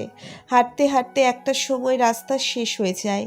পায়ের নিচে ফাঁকা হয়ে নিচে অন্ধকার গর্তে পড়ে যেতে লাগে দুজনে। কি ভয়ঙ্কর শব্দ! ম্যারিনা অনেকটা ভয় পেয়ে যায়। রহমানকে জড়িয়ে ধরে কান্না করতে লাগে। এদিকে তারা দুজনেই নিচের দিকে যাচ্ছে, কোনো শেষ পাচ্ছে না। একটা সময় তার দুজন দেখে তার গহীন অরণ্যে পৌঁছে গেছে। সবচেয়ে ভয়ানক বিষয় হচ্ছে প্রতিটা গাছের পাতার নেই, সব মানুষের মাথার খুলি। আর সে ভয়ানক খুলি থেকে আওয়াজ আসছে, তোরা মরবি, তোরা মরতে আসছিস। ম্যারিনা চিৎকার দিয়ে ওঠে। এই ম্যারিনা, কি হয়েছে? ম্যারিনা ইশারা দিয়ে বলল, নিচের দিকে তাকাও। রহমান নিচের দিকে তাকাতেই চমকে গেল। তারা দুজনেই অর্ধগলিত লাশের উপর দাঁড়িয়ে আছে। ভয়ের শরীরটা কাটা দিয়ে উঠল। রহমান ম্যারিনার কপালে চুমু দিয়ে বলল, ভয় পেও না, আল্লাহ আমাদের সাথে আছেন। চলো, এখানে দাঁড়িয়ে থেকে সময় নষ্ট করে লাভ নেই। চলো। তারা দুজন একটু সামনে যেতেই বুঝতে পারল আকাশে ত্রিচন্দ্রের আলো এখনো পড়ছে অরণ্যের মাঝে। চারিদিকে হাহাকার, একটা পাখিও নেই। গাছগুলো জীবিত, তবে কোনো গাছের পাতা নেই। মাটির উপর অর্ধগলিত লাশ পড়ে আছে। গা ছমছমে অবস্থা বিরাজ করছে। মাঝে মাঝে ভয়ানক শব্দ চারপাশটা আরো ভয়ানক করে তুলছে। রহমান আর ম্যারিনা অর্ধগলিত লাশের উপর দিয়ে হেঁটে যাচ্ছে। আর যতই রাস্তা অতিক্রম করছে ততই কঙ্কালগুলো বাড়তে লাগলো। শুকনো পাতায় পাড়া দিলে যেমন মর্মর শব্দ হয়, তেমনি কঙ্কালের বিভিন্ন অংশে পাড়া দেওয়ার সাথে সাথে মর্মর শব্দ হয়। এদিকে চাঁদের আলো ক্রমশ কমে যাচ্ছে। চারিদিকের পরিবেশটা ক্রমশ ভুতুরের দিকে যাচ্ছে। চারদিকে তাকালেই গা ছমছম করে ওঠে। রহমান আর ম্যারিনা চাঁদের আলো ধরে হেঁটে যাচ্ছে। রাতের বেলাও ত্রিচন্দ্রের আলোতে সবকিছু দিনের আলোর মতো পরিষ্কার দেখা যাচ্ছে। খানিক হাঁটার পর তাদের দুজনের সামনে বৃহদাকার এক দানব পা দুটি আকাশের দিকে, চা কোনা মাথাটা জমিনে, সারা শরীরে চোখাকৃতি, দেখলেই কলিজা শুকিয়ে যায়। তার নিঃশ্বাসে আশেপাশে মনে হয় ঝড়ের সৃষ্টি হচ্ছে। হঠাৎ চাঁদের আলো কেটে যায়, সবকিছু অন্ধকার হয়ে যায়। সাথে সাথেই গগন বিদারী সেই চিৎকার করে বলে ওঠে, এই মৃত্যুপুরীতে তোরা জীবিত মানুষরা কিভাবে এলি? তোরা কি নিজের হাতে তোদের মৃত্যু লিখেছিস? বল, কিরকম মৃত্যু চাস? আবছা ছায়ার মতো ভয়ঙ্কর কিছু কঙ্কাল তাদের দুজনের চারপাশ ঘিরে ফেলে। ম্যারিনা মনে মনে ভাবছে, এখন না জানি তার সেই রাতের স্বপ্ন পূরণ হয়। এইসব ভাবতে ভাবতে গাটা শিউরে ওঠে। ম্যারিনা রহমানকে শক্ত করে জড়িয়ে ধরে বলে, রহমান, কিছু একটা করো। এই রাক্ষসগুলো আমাদের মেরে ফেলবে। আমি সে রাতে এই শয়তানগুলোই দেখেছি। তুমি চলো এখান থেকে, দৌড়ে পালাই। রহমান ম্যারিনাকে বুকের সাথে শক্ত করে জড়িয়ে ধরে বলে, এই পাগলি, ভয় পাচ্ছ কেন? আমি থাকতে তোমার কিছুই হবে না, তুমি একদম ভয় পাবে না। রহমান কথা শেষ করার আগেই চারপাশটা অট্টহাসিতে ফেটে পড়ল যেন। রাক্ষসগুলো হাসতে হাসতে বলল, আগে আমরা এই মৃত্যুপুরীতে মৃত মানুষের দেহ এনে খেতাম। আজ এখানে জীবিত মানুষের খেয়ে আমরা সবাই চির অমরত্ব লাভ করব। রহমান আকাশের দিকে হাত বাড়াতেই গলার লকেটটা থেকে অদৃশ্য এক রশ্মি বের হয়ে সেটা থেকে একটা তলোয়ার হয়ে গেল। রহমান তলোয়ারটা দিয়ে রাক্ষসগুলোকে আঘাত করতে লাগলো, কিন্তু রাক্ষসগুলোর শরীরে কোনো আঘাত লাগলো না। রাক্ষসগুলো ক্রমশ রহমানকে চেপে ধরতে আসলো। হঠাৎ রহমান খেয়াল করলো একটা রাক্ষসের ছায়া, আর বাকি রাক্ষসগুলোর কোনো ছায়া নেই। রহমান ওই রাক্ষসটার কাছে যেতেও পারছে না। তাই আল্লাহ আকবর বলে তলোয়ারটা ওই রাক্ষসের কপাল বরাবর ছুঁড়ে মারতেই তলোয়ার গিয়ে রাক্ষসের কপালে বিঁধে, আর সাথে সাথেই বাকি রাক্ষসগুলো মাটির সাথে মিশে যায়, আর তলোয়ারটা অদৃশ্য হয়ে রহমানের গলায় লকেটে পরিণত হয়। এরপর ত্রিচন্দ্র মেঘ কেটে বের হয়ে আসে। তখনই রহমান দেখতে পারে বিশাল এক সমুদ্র। সমুদ্রের পানির রং লাল, একদম তাজা রক্ত বয়ে যাচ্ছে। রহমান ভাবছে এই সমুদ্র তারা কিভাবে পাড়ি দিবে। তখন পেছন থেকে আওয়াজ আসে, এই সমুদ্র তোমাদের পৃথিবীতে পৌঁছে দিবে, আর তোমরা এই সমুদ্র পাড়ি দিবে এক নৌকা করে। দেখো উত্তর দিক থেকে 3টে নৌকা ভেসে আসছে। যে কোনো একটা নৌকা তোমাদের বেছে নিতে হবে। এখানে তোমাদের ভাগ্যের চাকা খুলে যাবে, আর প্রতিটা নৌকাই তোমাদের সাথে কথা বলবে। রহমান আর ম্যারিনা সাগরের কাছে এসে দাঁড়াতেই 3টে নৌকা কিনারায় এসে দাঁড়ালো। একটা নৌকা বলল, সমুদ্রে আমি তোমাদের সবার আগে পৃথিবীতে পৌঁছে দিব, আর আমি পুরোটাই স্বর্ণে নির্মিত। আমার নৌকা ভর্তি রয়েছে মণিমুক্তায়। দ্বিতীয় নৌকা বলল, আমি পুরোটাই হীরকে নির্মিত। আমি সমুদ্রের হাওয়ায় বেগে চলি, একদম নিরাপদেই নয়। আমার উপর চললে তোমরা হবা পৃথিবীর সবচেয়ে ধনী মানুষ, কারণ হীরা জহরতে ভর্তি আমার নৌকা। তাহলে আমরা এটাতে চড়ি, মুহূর্তে আমরা চলে যাব পৃথিবীতে।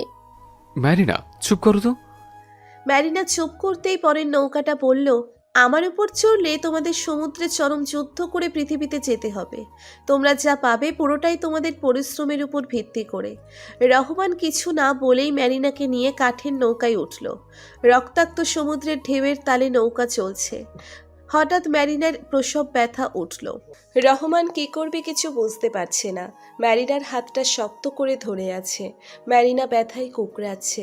এমন সময় সমুদ্রে ঝড় শুরু হয়। নৌকাকে মনে হয় ভেঙে ফেলবে। ম্যারিনা ব্যথা সহ্য না করতে পেরে কান্না করছে, আর কাতর কণ্ঠে বলছে, রহমান, আমি মনে হয় বাঁচব না। তোমার কোলে আমার মাথাটা রাখবে? কিসব বলছো? তোমার কিচ্ছু হবে না। ম্যারিনার ব্যথা বাড়ার সাথে সাথে সমুদ্রের ঝড়ের তীব্রতা যেন বাড়ছে আরও বেশি। রহমান এক হাতে নৌকার হাল, অন্য হাতে ম্যারিনার মাথায় হাত বুলিয়ে দিচ্ছে। এমন সময় বাচ্চার কান্না শুনে রহমান আলহামদুলিল্লাহ বলার পরই দেখে ম্যারিনা আর দুনিয়াতে নেই। সদ্য ভূমিষ্ঠ হওয়া বাচ্চাটা মায়ের দুধটুকুও খেতে পারল না, আর ঝড়ের তীব্রতায় নৌকাটা মুহূর্তেই সদ্য ভূমিষ্ঠ হওয়া বাচ্চাটা মায়ের দুধটুকুও খেতে পারল না, আর ঝড়ের তীব্রতায় নৌকাটার মুহূর্তেই নিচে ডুবতে লাগলো। আর ঝোড়ো হাওয়ার ম্যারিনার লাশটা সাগর তার বুকে নিয়ে নিল। তাকিয়ে দেখা ছাড়া নিয়ানের আর কিছু করার উপায় ছিল না। বাচ্চাটা কান্না করছে। ম্যারিনার দিকে চেয়ে নিয়ানের দুচোখ বেয়ে জল গড়িয়ে পড়ছে। বুকের পাঁজর মনে হয় ভেঙে যাচ্ছে তার। একসময় নৌকাটা সম্পূর্ণ সমুদ্রের তলদেশে ডুবতে লাগলো। নিয়ান টান দিয়ে বাচ্চাটাকে বুকের সাথে জড়িয়ে নিল, সাথে সাথে বাচ্চাটা কান্না থামিয়ে দিল। এদিকে নৌকা যেতে যেতে একদম সমুদ্রের তলদেশে পৌঁছে যায়। সবচেয়ে অবাক করা বিষয় হচ্ছে এতটা পানির নিচে যাওয়ার পরও এক ফোঁটা পানি তাদের গায়ে লাগেনি। সমুদ্রের পানি বাবা মেয়ের জন্য রাস্তা করে দিচ্ছে মনে হয় নিয়ানের কাছে। ছোট্ট নবজাতক মেয়েটাকে বুকের সাথে চেপে ধরে রেখেছে বাবা। স্মৃতিপটে ম্যারিনার মুখটা জলজল করে উঠছে। নিয়ানের দুচোখ বেয়ে জল গড়িয়ে পড়তে লাগলো। এদিকে নিয়ান নিচেই নামছে। এখন সমুদ্রের তল খুঁজে পাচ্ছে না।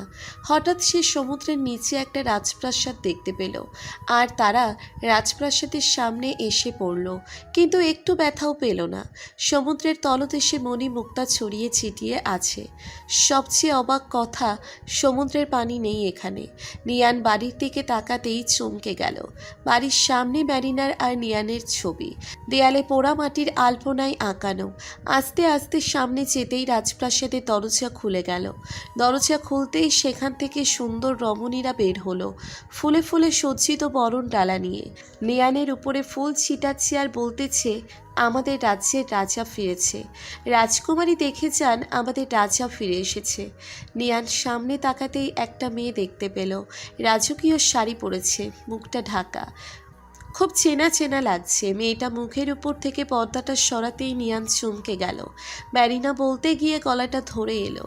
ম্যারিনা দৌড়ে এসে নিয়ানের সামনে এসে দাঁড়ালো। ম্যারিনা পলকহীন দৃষ্টিতে নিয়ানের দিকে তাকিয়ে আছে। চোখ থেকে জল উপচে পড়ছে। ম্যারিনা চোখের পানি মুছে বলল, নিয়ান, জানো কত সশস্ত্র বছর অপেক্ষা করেছি তোমার জন্য। আমি জানতাম তুমি ঠিক একদিন না একদিন আমার সন্তানকে নিয়ে ফিরবে। কি বলছেন এসব? তুমি আমাকে চিনতে পারছো না?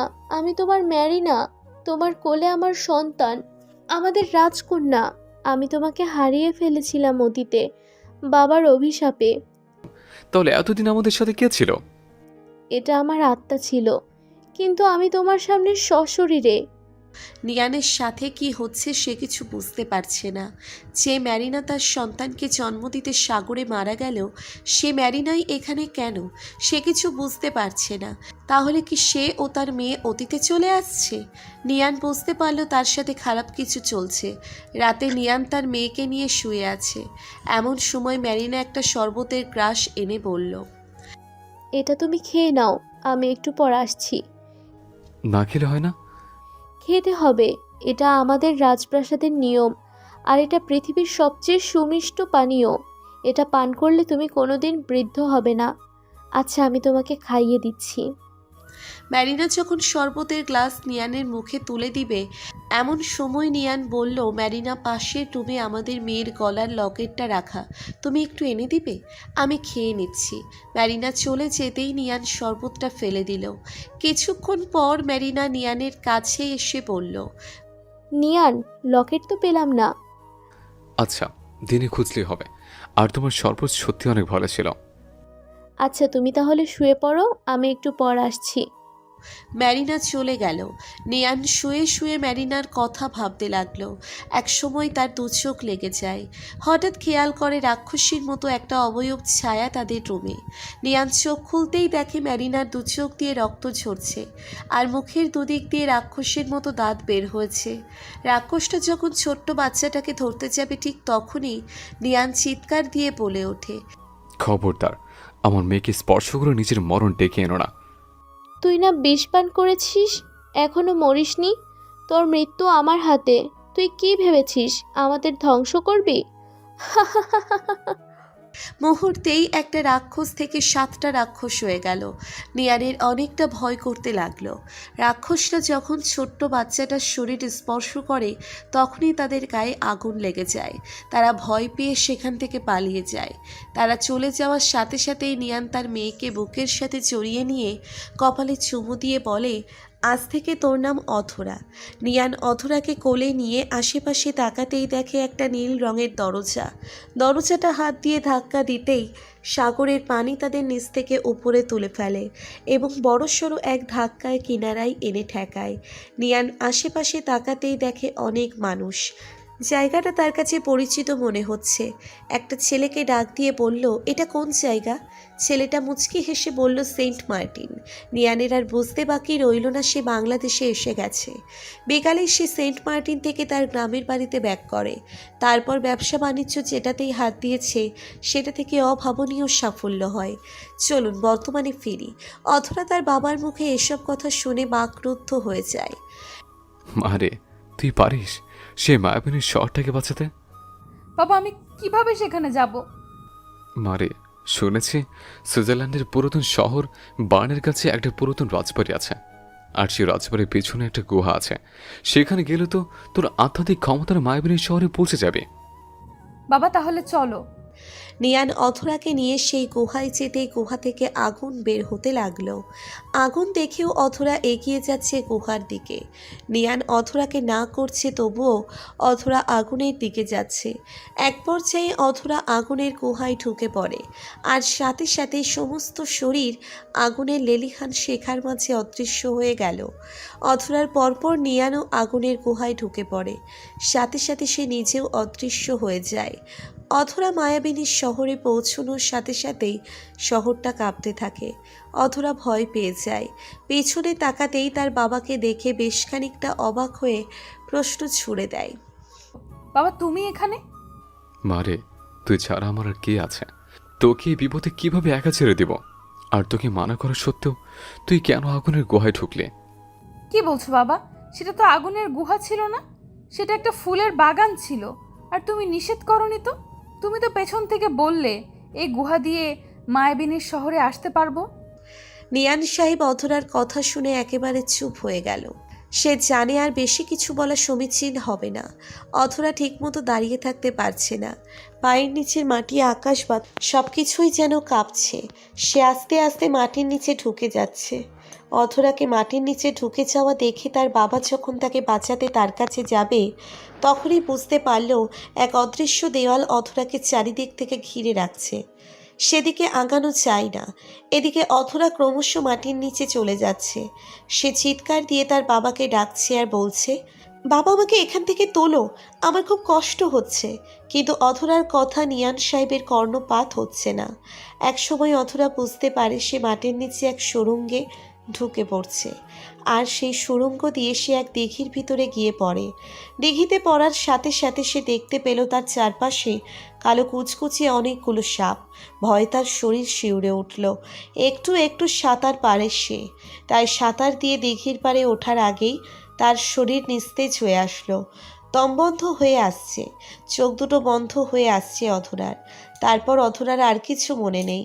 অধরা যখন চোখ খুলে তখন সে দেখতে পায় সে একটা খাটের উপর শুয়ে আছে। আশেপাশে তাকাতেই দেখতে পায় তার খাটের চারপাশে প্রায় ডজনখানিক স্বর্গীয় পরী দাঁড়িয়ে আছে। অধরার কাছে রুমটা রাজপ্রাসাদের মতো মনে হচ্ছে। অধরা চোখ মেলে তাকিয়ে কাঁপা কাঁপা গলায় বলল, আমি এখন কোথায়? অধরার কথা বলা দেখে সমস্ত মেয়েদের মুখে হাসির রেখা ফুটে উঠল। একজন আরেকজনকে বলতে লাগলো, আমাদের রাজকুমারীর জ্ঞান ফিরেছে। এই তোরা থাক, আমি রাজকুমারকে খবরটা দিয়ে আসছি। এই বলে একটা মেয়ে চলে গেল। কিছুক্ষণ পর অধরা অনুভব করতে পারল রুমটা যেন আলোকিত হয়ে উঠল হঠাৎ, আর নাকে মাতাল করা গোলাপের সুগন্ধ ভেসে আসতেছে। সমস্ত মেয়েরা চলে গেল। অধরা দেখতে পেল তার শিওরে এক সুদর্শন পুরুষ দাঁড়িয়ে আছে। মুখটা থেকে মনে হয় আলো নিঃসৃত হচ্ছে। মনে হচ্ছে কত জনম জনমের পরিচয়। এত সুন্দর কোনো ছেলে হয় অধরার ভাবনাই ছিল না। কি দেখছেন অমন করে? ছেলেটার কথাই অধরা লজ্জা পেয়ে যায়। অধরা লজ্জা মাখা মুখটা একদম অস্ত যাওয়া সূর্যের মতো। অধরা আমতা আমতা করে বলল, না, কিছু দেখছি না তো। আচ্ছা, আমি এখানে কেন, আর আপনি কে? আমার নাম রুদ্র। আর তুমি দিঘি জলে পানি খাচ্ছিলে, আমি সেখান থেকে তোমাকে তুলে এনেছি। ও আচ্ছা। এখন বিশ্রাম করে নাও, বিকালে তোমাকে আমার সাথে যেতে হবে। রুদ্র মনে মনে ভাবছে অধরা কেন আমাকে চিনতে পারছে না। সে কি তাহলে অতীত ভুলে গেছে? নিজের অজান্তে চোখে পানি এসে যায় তার। রুদ্র চলে গেলে অধরা ভাবে লোকটাকে কেন তার এত চেনা চেনা লাগে। মনে হচ্ছে কোথাও তাকে সে দেখেছে, কিন্তু সেটা কোথায়? এসব ভাবতে ভাবতে আবার সে ঘুমিয়ে যায়। ঘুমের মাঝে দুঃস্বপ্ন দেখে চিৎকার দিয়ে জেগে ওঠে। রুদ্র দৌড়ে এসে অধরাকে বলে, কি হয়েছে তোমার? বাঁচাও বাঁচাও বলে চিৎকার দিলে কেন? আমাকে বাঁচাও, ওই যে রাক্ষসগুলো আমাকে মারতে আসতেছে। এই যে অধরা, তুমি কেঁদো না, দেখো কোনো রাক্ষস নেই, চোখ খুলো, ভয় নেই তোমার। অধরা চোখ খুলে দেখে সে রুদ্রের বুকে। নিজেকে ঝট করে ছাড়িয়ে নিয়ে বলে, দুঃখিত, খারাপ স্বপ্ন দেখেছিলাম। আচ্ছা ঠিক আছে, কোনো ব্যাপার না। অধরা তার দিকে তাকিয়ে চমকে যায়। রাজকীয় ড্রেস সে কখন গায়ে দিল? তার আগের ড্রেস কোথায়? এছাড়া সে তো তার বাবা ব্যতীত কোনো পুরুষকে স্পর্শ করতে পারে না। তাহলে রুদ্রকে জড়িয়ে ধরার পরও তার কিছু হলো না কেন? কি ভাবছো এমন করে? আমার ড্রেস? ভয় পেও না, তোমার ড্রেস চেঞ্জ করে দিয়েছে দাসীরা। এখন চলো আমার সাথে। আচ্ছা বলেন তো কে আপনি? আমার সাথে গেলেই বুঝতে পারবে। অধরা রুম থেকে বের হতেই দেখতে পেল অনেকগুলো মানুষের ছবি দেওয়ালে আঁকানো, সাথে তার আর রুদ্রের ছবিটা। রুদ্রের বুকে মাথা দিয়ে সে শুয়ে আছে। এসব কি? আমি তো কিছুই বুঝতে পারছি না। অধরা, তুমি আমাকে এখনো চিনতে পারোনি? তোমার কি অতীতের কথা কোনো কিছুই মনে পড়ে না? তুমি তো আমাকে নিজের থেকেও বেশি ভালোবাসতে। জানো, তোমাকে শয়তানের শয়তানি জাদু করে ফুল বানিয়ে রেখেছিল, আর আমার দেহ থেকে আত্মা বন্ধ করে রেখেছিল। আর সে ফুল থেকে তোমাকে মানুষে পরিণত করেছে দুনিয়ার সৎ দুজন মানুষ। তারা হচ্ছে তোমার বাবা মা। তুমি যেদিন মায়াবিনী শহরে পা রেখেছ, তখনই আমার আত্মা মুক্তি পেয়ে দেহে ফিরে এসেছে। এখন আমাদের হাতে একটি সুযোগ আছে মায়াবিনীর শহরকে পুনরায় আগের রূপে ফিরিয়ে আনার, রাক্ষসদের কাছ থেকে রক্ষা করার। আর তা হচ্ছে তোমার আমার প্রণয়। কি বলছেন এসব? আমি বিশ্বাস করি না। আমি জানতাম তুমি বিশ্বাস করবে না। এসো, তোমাকে একটা জিনিস দেখাই। অধরার সামনে একটা দরবেশ লোক একটা বই এনে বলল, মা, এখানে হাত রাখো। তাহলে তুমি অতীত দেখতে পারবে। অধরা ভয়ে হাত রাখতেই বইয়ের ভিতর থেকে এক নীলচে আলো বের হয় আর অধরার সাথে সাথে ফ্লোরে পড়ে যায়। কপাল কেটে ফিনকি দিয়ে রক্ত বের হতে লাগে। রুদ্র এসে অধরাকে ধরে ফেলে, কোলে করে অধরাকে বিছানায় নিয়ে শুইয়ে দেয়। অধরা জ্ঞান হারিয়ে ফেলে। রুদ্র অধরার মাথায় হাত বোলাতে বোলাতে ভাবে, সত্যিই কি অধরা সব ভুলে গেছে? যে অধরা আমি এক মুহূর্ত তার চোখের আড়াল হলে পাগল হয়ে যেত, আর আজ সেই অধরা আমাকে চিনতে পারছে না। এসব ভাবতে ভাবতেই রুদ্রের গাল বেয়ে টপ করে দুফোঁটা জল গড়িয়ে পড়ে, আর জলটা অধরার গালে পড়ার সাথে সাথেই দুটো মুক্তোর দানা হয়ে যায়। রুদ্র অনেকটা অবাক হয়ে যায়। হঠাৎ কাঁধে কারো হাতের স্পর্শে পিছনে তাকিয়ে দেখে সে দরবেশ দাঁড়িয়ে আছে। বাবা রুদ্র, আপনি আর কাঁদবেন না। এখনকার অধরা আর 1000 বছর আগের অধরা এক নয়, এটা বুঝতে হবে। আত্মাটা তার, কিন্তু দেহটা পুনরায় গঠিত হয়েছে। তাই সৃষ্টিকর্তাকে ডাকুন, যেন তাড়াতাড়ি সবকিছু মনে পড়ে যায়। নয়তো সামনের পূর্ণিমায় রাক্ষসদের আক্রমণে আমাদের শেষ আশার প্রদীপটা নিভে যাবে। মায়াবিনীর শহর হবে নরকপল্লী। তুমি কোনো চিন্তা করো না, সৃষ্টিকর্তা হয়তো আমাদের দোয়া কবুল করেছে, তাই তিনি অধরা মাকে এখানে পাঠিয়েছেন পৃথিবী থেকে। আচ্ছা। দরবেশ চলে গেলে রুদ্র অধরার কপালের দিকে চেয়ে দেখে বিন্দু বিন্দু ঘাম কপালে জমা হচ্ছে। রুদ্র ঘামের উপর আলতো করে তার ঠোঁট ছোড়া ছুঁয়ে দেয়। কপাল বেয়ে নেমে আসে ভালোবাসা। মুগ্ধ নয়নে রুদ্র অধরার দিকে তাকিয়ে থাকে। মনে হয় সারা জীবন যদি এভাবে তাকিয়ে থাকতে পারত। এত সৌন্দর্য ভর করেছে অধরার উপর। ভ্রমর যেমন মৌমাছি দেখে থাকতে পারে না, রুদ্রের সেই অবস্থা। প্রায় ঘণ্টাখানেক পর অধরার জ্ঞান ফিরল। জ্ঞান ফিরতেই অধরা তার বাবাকে খুঁজতে লাগলো। আশেপাশে তার বাবাকে দেখতে না পেয়ে বলল, আমি কোথায়? আর আমি এখানে কেন? আমার বাবা কোথায়? ভয় পেও না, তোমার বাবা আছে। আর তুমি এখন আমার রাজমহলে। আপনি কে? আপনি আমার হাত ধরেছেন কেন? খুব খারাপ লোক তো আপনি। অধরা সেন্সলেস হওয়ার পর কি যেন একটা বাজে স্বপ্ন দেখেছিল, সেটা মনে করতে পারছে না। আর ছেলেটাকেও মনে হচ্ছে স্বপ্নে সে দেখেছে। রুদ্র হাতটা সরিয়ে নিয়ে বলল, প্লিজ চেঁচামেচি করো না, ঠান্ডা মাথায় মনে করতে চেষ্টা করো। তুমি এখন পৃথিবীর বাইরে আছো। যেখানে আছো সে শহরটার নাম মায়াবিনীর শহর। আর যে শহরের সাথে তোমার 1000 বছরের সম্পর্ক, আর যে শহরের রাজকুমারী তুমি। কিন্তু রাক্ষসদের জন্য আর তোমার চাচা তিয়ান খানের জন্য রাক্ষসরা মায়াবিনীর শহরকে নরকে পরিণত করে। তোমাকে আর আমার আত্মাকে নীল রঙের গোলাপে বন্দি করে রাখে। সেখান থেকে তোমার বাবা গোলাপ এনে তোমায় পুনরায় বন্দিমুক্ত করে, আর তুমি পাও পুনরায় শরীর।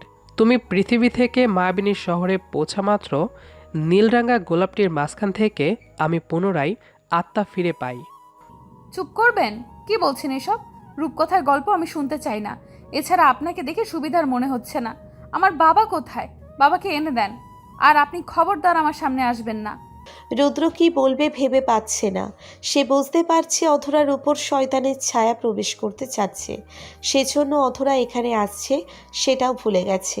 যা কিছু করতে হবে কৌশলে করতে হবে, তা না হলে রাতে তো আবার তার আত্মা দেহ ছেড়ে পুনরায় ফুলের মাঝে চলে যাবে। কি হলো? কি ভাবেন মনে মনে? আমার বাবা কোথায় বলছেন না কেন? আচ্ছা বলছি, আগে তোমাকে একটা রুম দেখাই। রুম দেখাবেন মানে? আপনার মতলব সুবিধার মনে হচ্ছে না। এখন তর্ক করার সময় না। অনুরোধ করছি আপনি আমার সাথে পাশের রুমে চলেন। সেখানে গেলেই আপনার বাবা কোথায় জানতে পারবেন। অধরা রুদ্রের সাথে পাশের রুমে গেল। রুমে যাওয়ার সাথে সাথেই নাকে গোলাপের সুবাস আসতে লাগলো, আর পূর্বানি বাতাস অধরার বাঁধা চুল খুলে দিল। রুমটা অধরার বেশ পরিচিত মনে হচ্ছে, পরিপাটি খুব গোছানো। তবে অধরা অবাক হলো রুমের প্রতিটি দেওয়ালে রুদ্র আর তার ছবি, তাও রাজকুমারী পোশাকে বেশিরভাগ। অধরার মাথাটা ধরে আসছে, কি হচ্ছে কিচ্ছু বুঝতে পারছে না। এমন সময় দরবেশ বইটা এনে বলল, মা, এখানে হাত দিয়ে চোখ বন্ধ করো, তুমি তোমার বাবাকে সহ সবাইকে দেখতে পারবে। অধরা হাত দিয়ে এবার চোখ বন্ধ করতেই দেখতে পেল হাজার হাজার লোক দাঁড়িয়ে আছে। অধরা রাজকুমারীর পোশাকে বসে আছে, তার পাশে রুদ্র বসে আছে। অধরা রুদ্রের হাতটা শক্ত করে ধরে আছে। অধরার সব মনে পড়তে লাগলো। সে যে 1000 বছর আগে রাজকুমারী ছিল মায়াবিনীর রাজ্যে, আর তারই প্রেমিক ছিল রুদ্র। রুদ্রকে সে নিজের থেকেও বেশি ভালোবাসতো, আর আজ তাকেই চিনতে পারছে না। নিজের কাছে তার নিজেরই খারাপ লাগছে। অথরা আরও ভাবনার গভীরে হারিয়ে যাচ্ছে। হঠাৎ একদিন তাদের বিয়ের তারিখ নির্ধারণ হলো। বিয়ের সব কিছু ঠিক। হঠাৎ নেমে আসলো কালবৈশাখী ছায়া।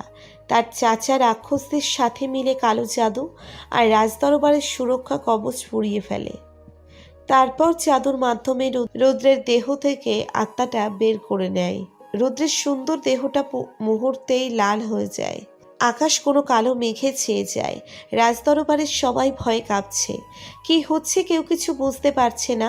রাক্ষসটা মুহূর্তেই বিয়ের আসরটাকে মৃত্যুপুরীতে পরিণত করে ফেলল। অধরা রুদ্রকে ধরে কাঁদছে। রুদ্র কোনো কথা বলছে না। অধরা জড়িয়ে ধরে রুদ্রকে বুকের সাথে। এদিকে অধরার চাচা চিৎকার দিয়ে বলে ওঠে, আজ থেকে এই মায়াবিনী শহর আমার, আমার রাজত্ব। আমি এই মায়াবিনী শহরের রাজা। রুদ্রের বাবা তিয়ানের কথা শুনে চেঁচিয়ে বলল, খবরদার শয়তান, অনেক হয়েছে আর নয়। তুই আমাদের সাথে এমন করবি ভাবতেও পারিনি। তুই একটা বেঈমান। হ্যাঁ, আমি বেঈমান। বেঈমানি না করলে আমি এই রাজত্ব কোনো দিনই পাবো না। ছোটবেলা থেকে আমার স্বপ্ন আমি এই মায়াবিনী শহরের রাজা হব, আর অধরা হবে আমার রানী, আর তোরা হবি সবাই আমার প্রজা। আমি তোদের রক্তে গোসল করব। তিয়ানের কথা শুনে রুদ্রের বাবা যখন তরবারি নিয়ে এগিয়ে যায়, সেই সময় নিকোলাসের ইশারার রাক্ষসটা মুহূর্তের মাঝে ছিন্ন ভিন্ন করে ফেলে রুদ্রের দেহটা। অধরা এই ভয়ানক দৃশ্য দেখে ভড়কে যায়। তার সারা শরীর কাঁপছে। রাক্ষসটা সবার রক্ত খাচ্ছে। মানুষের বুকের ভিতর থেকে কলিজা বের করে সে কি নৃশংসভাবে চিবিয়ে। ঠিক তখনই তিয়ান মানে অধরার চাচা অধরাকে সামনে এসে বলে, তুমি কোনো চিন্তা করো না, তুমি হবে এই মায়াবিনী শহরের রানী। আমি তোমাকে বিয়ে করব, চির অমরত্ব লাভ করব। আজকে রাতটা পূর্ণিমার রাত, আর আজকে রাতে আমি তোমার মাঝে বিলীন হয়ে যাব। চাচা, আপনার পায়ে পড়ি, আপনি আমার রুদ্রকে ভালো করে দেন। আপনি আমার বাবার মতো, এসব হয় না। আপনি আমাদের শহরটাকে নরকে পরিণত করবেন না। চুপ করো, আমি যা বলবো তাই হবে। আমি যদি বলি সূর্যরও তারও গতি পাল্টাবে, তাই বলছি প্রস্তুতি নে, তোর ভরা যৌবন উপভোগ করব। কথাগুলো বলে নিকোলাস রাজপ্রাসাদে চলে গেল। অধরা কি করবে বুঝতে পারছে না। মন চাচ্ছে সে নিজেকে শেষ করে দিক, যেন তার চাচার মতো শয়তানের মনোবাসনা পূর্ণ না হয়। সেজন্য সে স্বেচ্ছায় আত্মহুতি দিবে। রাতে যখন অধরাকে বিয়ের মণ্ডপে নিয়ে যাওয়া হবে, তার আগে সে রাজপ্রাসাদে রাখা বিষাক্ত গাছের বিষাক্ত বীজ খেয়ে নেয়। রাক্ষসটা যখন বিয়ের মণ্ডপে তাকে নিয়ে যায়, কাজী যখন জাদুকারী মন্ত্রে অধরার অনিচ্ছা সত্ত্বেও বিয়ের কাজ সম্পন্ন করবে, ঠিক তখনই অধরা মৃত্যুর কোলে ঢলে পড়ে। মুহূর্তেই সমস্ত শরীর নীলবর্ণ হয়ে যায়। তিয়ান চিৎকার দিয়ে বলে ওঠে, না, এই হতে পারে না। আমার এত বছরের সাধনা নষ্ট হতে পারে না। কি করছো তোমরা? অধরাকে বাঁচাও, আর তাকে ফুলসজ্জায় নিয়ে যাও। তিয়ানের কথা শুনে রাক্ষসদের রাজা যিনি, তিনি হুঙ্কার দিয়ে উঠলেন। তার হুঙ্কারে আকাশ বাতাস কেঁপে উঠল। রাক্ষসদের রাজা সমস্ত রাক্ষসদের গায়ে আগুন লাগিয়ে দিল শাস্তি স্বরূপ। তোরা জানিস আমরা অমরত্ব লাভ করতাম, আর সেটা এখন কঠিন হয়ে গেল। আমাদের এই মেয়ের নতুন জীবনের অপেক্ষায় থাকতে হবে। তিয়ান রাক্ষস রাজার কথা শুনে বলল, কি বলছিস এসব? তোরা অমরত্ব লাভ করবি মানে? হ্যাঁ, আমরা করব, আর তোকে সেভাবেই আমরা তৈরি করেছি। আজ রাতটা যদি অধরার সাথে তোর মিলন হতো, তাহলে অধরাকে আমাদের শয়তানের সামনে বলি দিয়ে তোর রক্ত পান করলে আমি হতাম চির অমর। তুই না মূর্খ? এই রাক্ষস জাত, তোরা আমার সাথে বেইমানি করেছিস। হা হা হা হা। কিসের বেইমানি? যে নিজের রক্তের সাথে বেইমানি করতে পারে, তার সাথে আমরা কেন পারবো না? রাক্ষসটা যে তিয়ানের মাথা ধরে টান দিয়ে শরীর থেকে আলাদা করে ফেলল। শরীরটা মাটিতে গড়াগড়ি বাড়ছে। রাক্ষসটা রক্ত পান করে নিল। তারপর অধরা আর রুদ্রের আত্মাকে নীল গোলাপের মাঝে বন্দি করে রাখে। রাক্ষস রাজা তখন বলে, একদিন এই অধরার পৃথিবীর জন্ম হবে। সে যখন প্রাপ্তবয়স্ক হবে, তখন তার 21 বছর 7 দিনের মাথায় চাঁদ আর সূর্য একই সরল রেখায় থাকবে। সেদিন অধরাকে বলি দিয়ে তার রক্ত প্রাণ করতে পারলে আমরা হব অমর, আর আমাদের শক্তি পৃথিবীব্যাপী ছড়িয়ে পড়বে।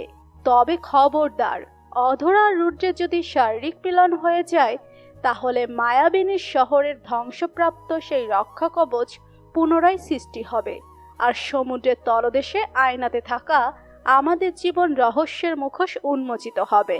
আমরা ধ্বংস হয়ে যাব। অধরার সব মনে পড়তেই অধরা রুদ্রকে চাপটে ধরে বলতে লাগলো, রুদ্র, আমাকে ক্ষমা করো। আমি তোমাকে চিনতে পারিনি। আমার জনম জনমের ভালোবাসাকে আমি চিনতে পারিনি। রাজকুমারী, আমি জানতাম আমার ভালোবাসার শক্তি তোমাকে আমার থেকে দূরে থাকতে দিবে না। এখন সময় নষ্ট করা উচিত না। তোমাদের কথা হয়তো রাক্ষসরা জেনে গেছে। তোমরা বিবাহ বন্ধনে আবদ্ধ হও, সময় নষ্ট না করে। অধরা আর কালক্ষেপণ না করে রাজি হয়ে যায়।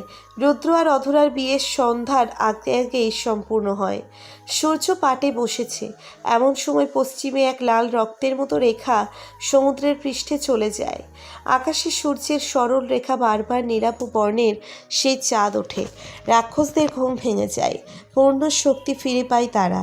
এদিকে অধরা আর রুদ্র পাশাপাশি বসে আছে। অধরা নিজ থেকেই বলল, রুদ্রার সময় নষ্ট করা ঠিক হবে না।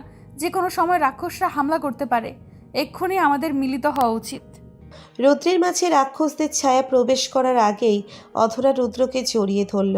রাক্ষস পল্লী কেঁপে উঠল জড়িয়ে ধরাতে। রাক্ষসটা ঝড়ের বেগে আসতেছে। এদিকে অধরা রুদ্রের কাছে নিজেকে বিলীন করে দেয়। রাজপ্রাসাদে যখনই রাক্ষসরা হাতে দিবে, তখনই অধরা আর রুদ্রের মিলন হয়ে যায়, আর এক অদৃশ্য সুরক্ষা কবচ রাজপ্রাসাদকে ঘিরে ফেলে। রাক্ষসটা ছুঁতে পারে না। সকালবেলা অধরার ঘুম ভাঙে রুদ্রের বুকে। ঘুম ভাঙতেই দেখে তাদের সামনে এক সমুদ্রের ভিতরে স্বচ্ছ গ্লাস রাখা। রুদ্র দেখে খানিকটা অবাক হয়। তখন সমুদ্র থেকে আওয়াজ আসে, এই গ্লাসের মাঝে রয়েছে রাক্ষসদের প্রাণ, আর এই গ্লাস যদি তোমরা আগুনের পাহাড়ে নিক্ষেপ করো, তাহলে রাক্ষসটা পুনরায় আগের রূপ ধারণ করবে। সকালেই গোসল করে অধরা আর রুদ্র বেরিয়ে পড়ে একটা ছোট্ট সেই নীলাভ সাগরের সন্ধানে। একটা সময় তারা সেখানে নানা বাধা প্রশ্নের সম্মুখীন হয়ে পৌঁছে যায়। তারপর সেই আয়না উদ্ধার করে আগুনের পর্বতে ফেলে রাক্ষসদের থেকে মায়াবিনী শহরকে রক্ষা করে।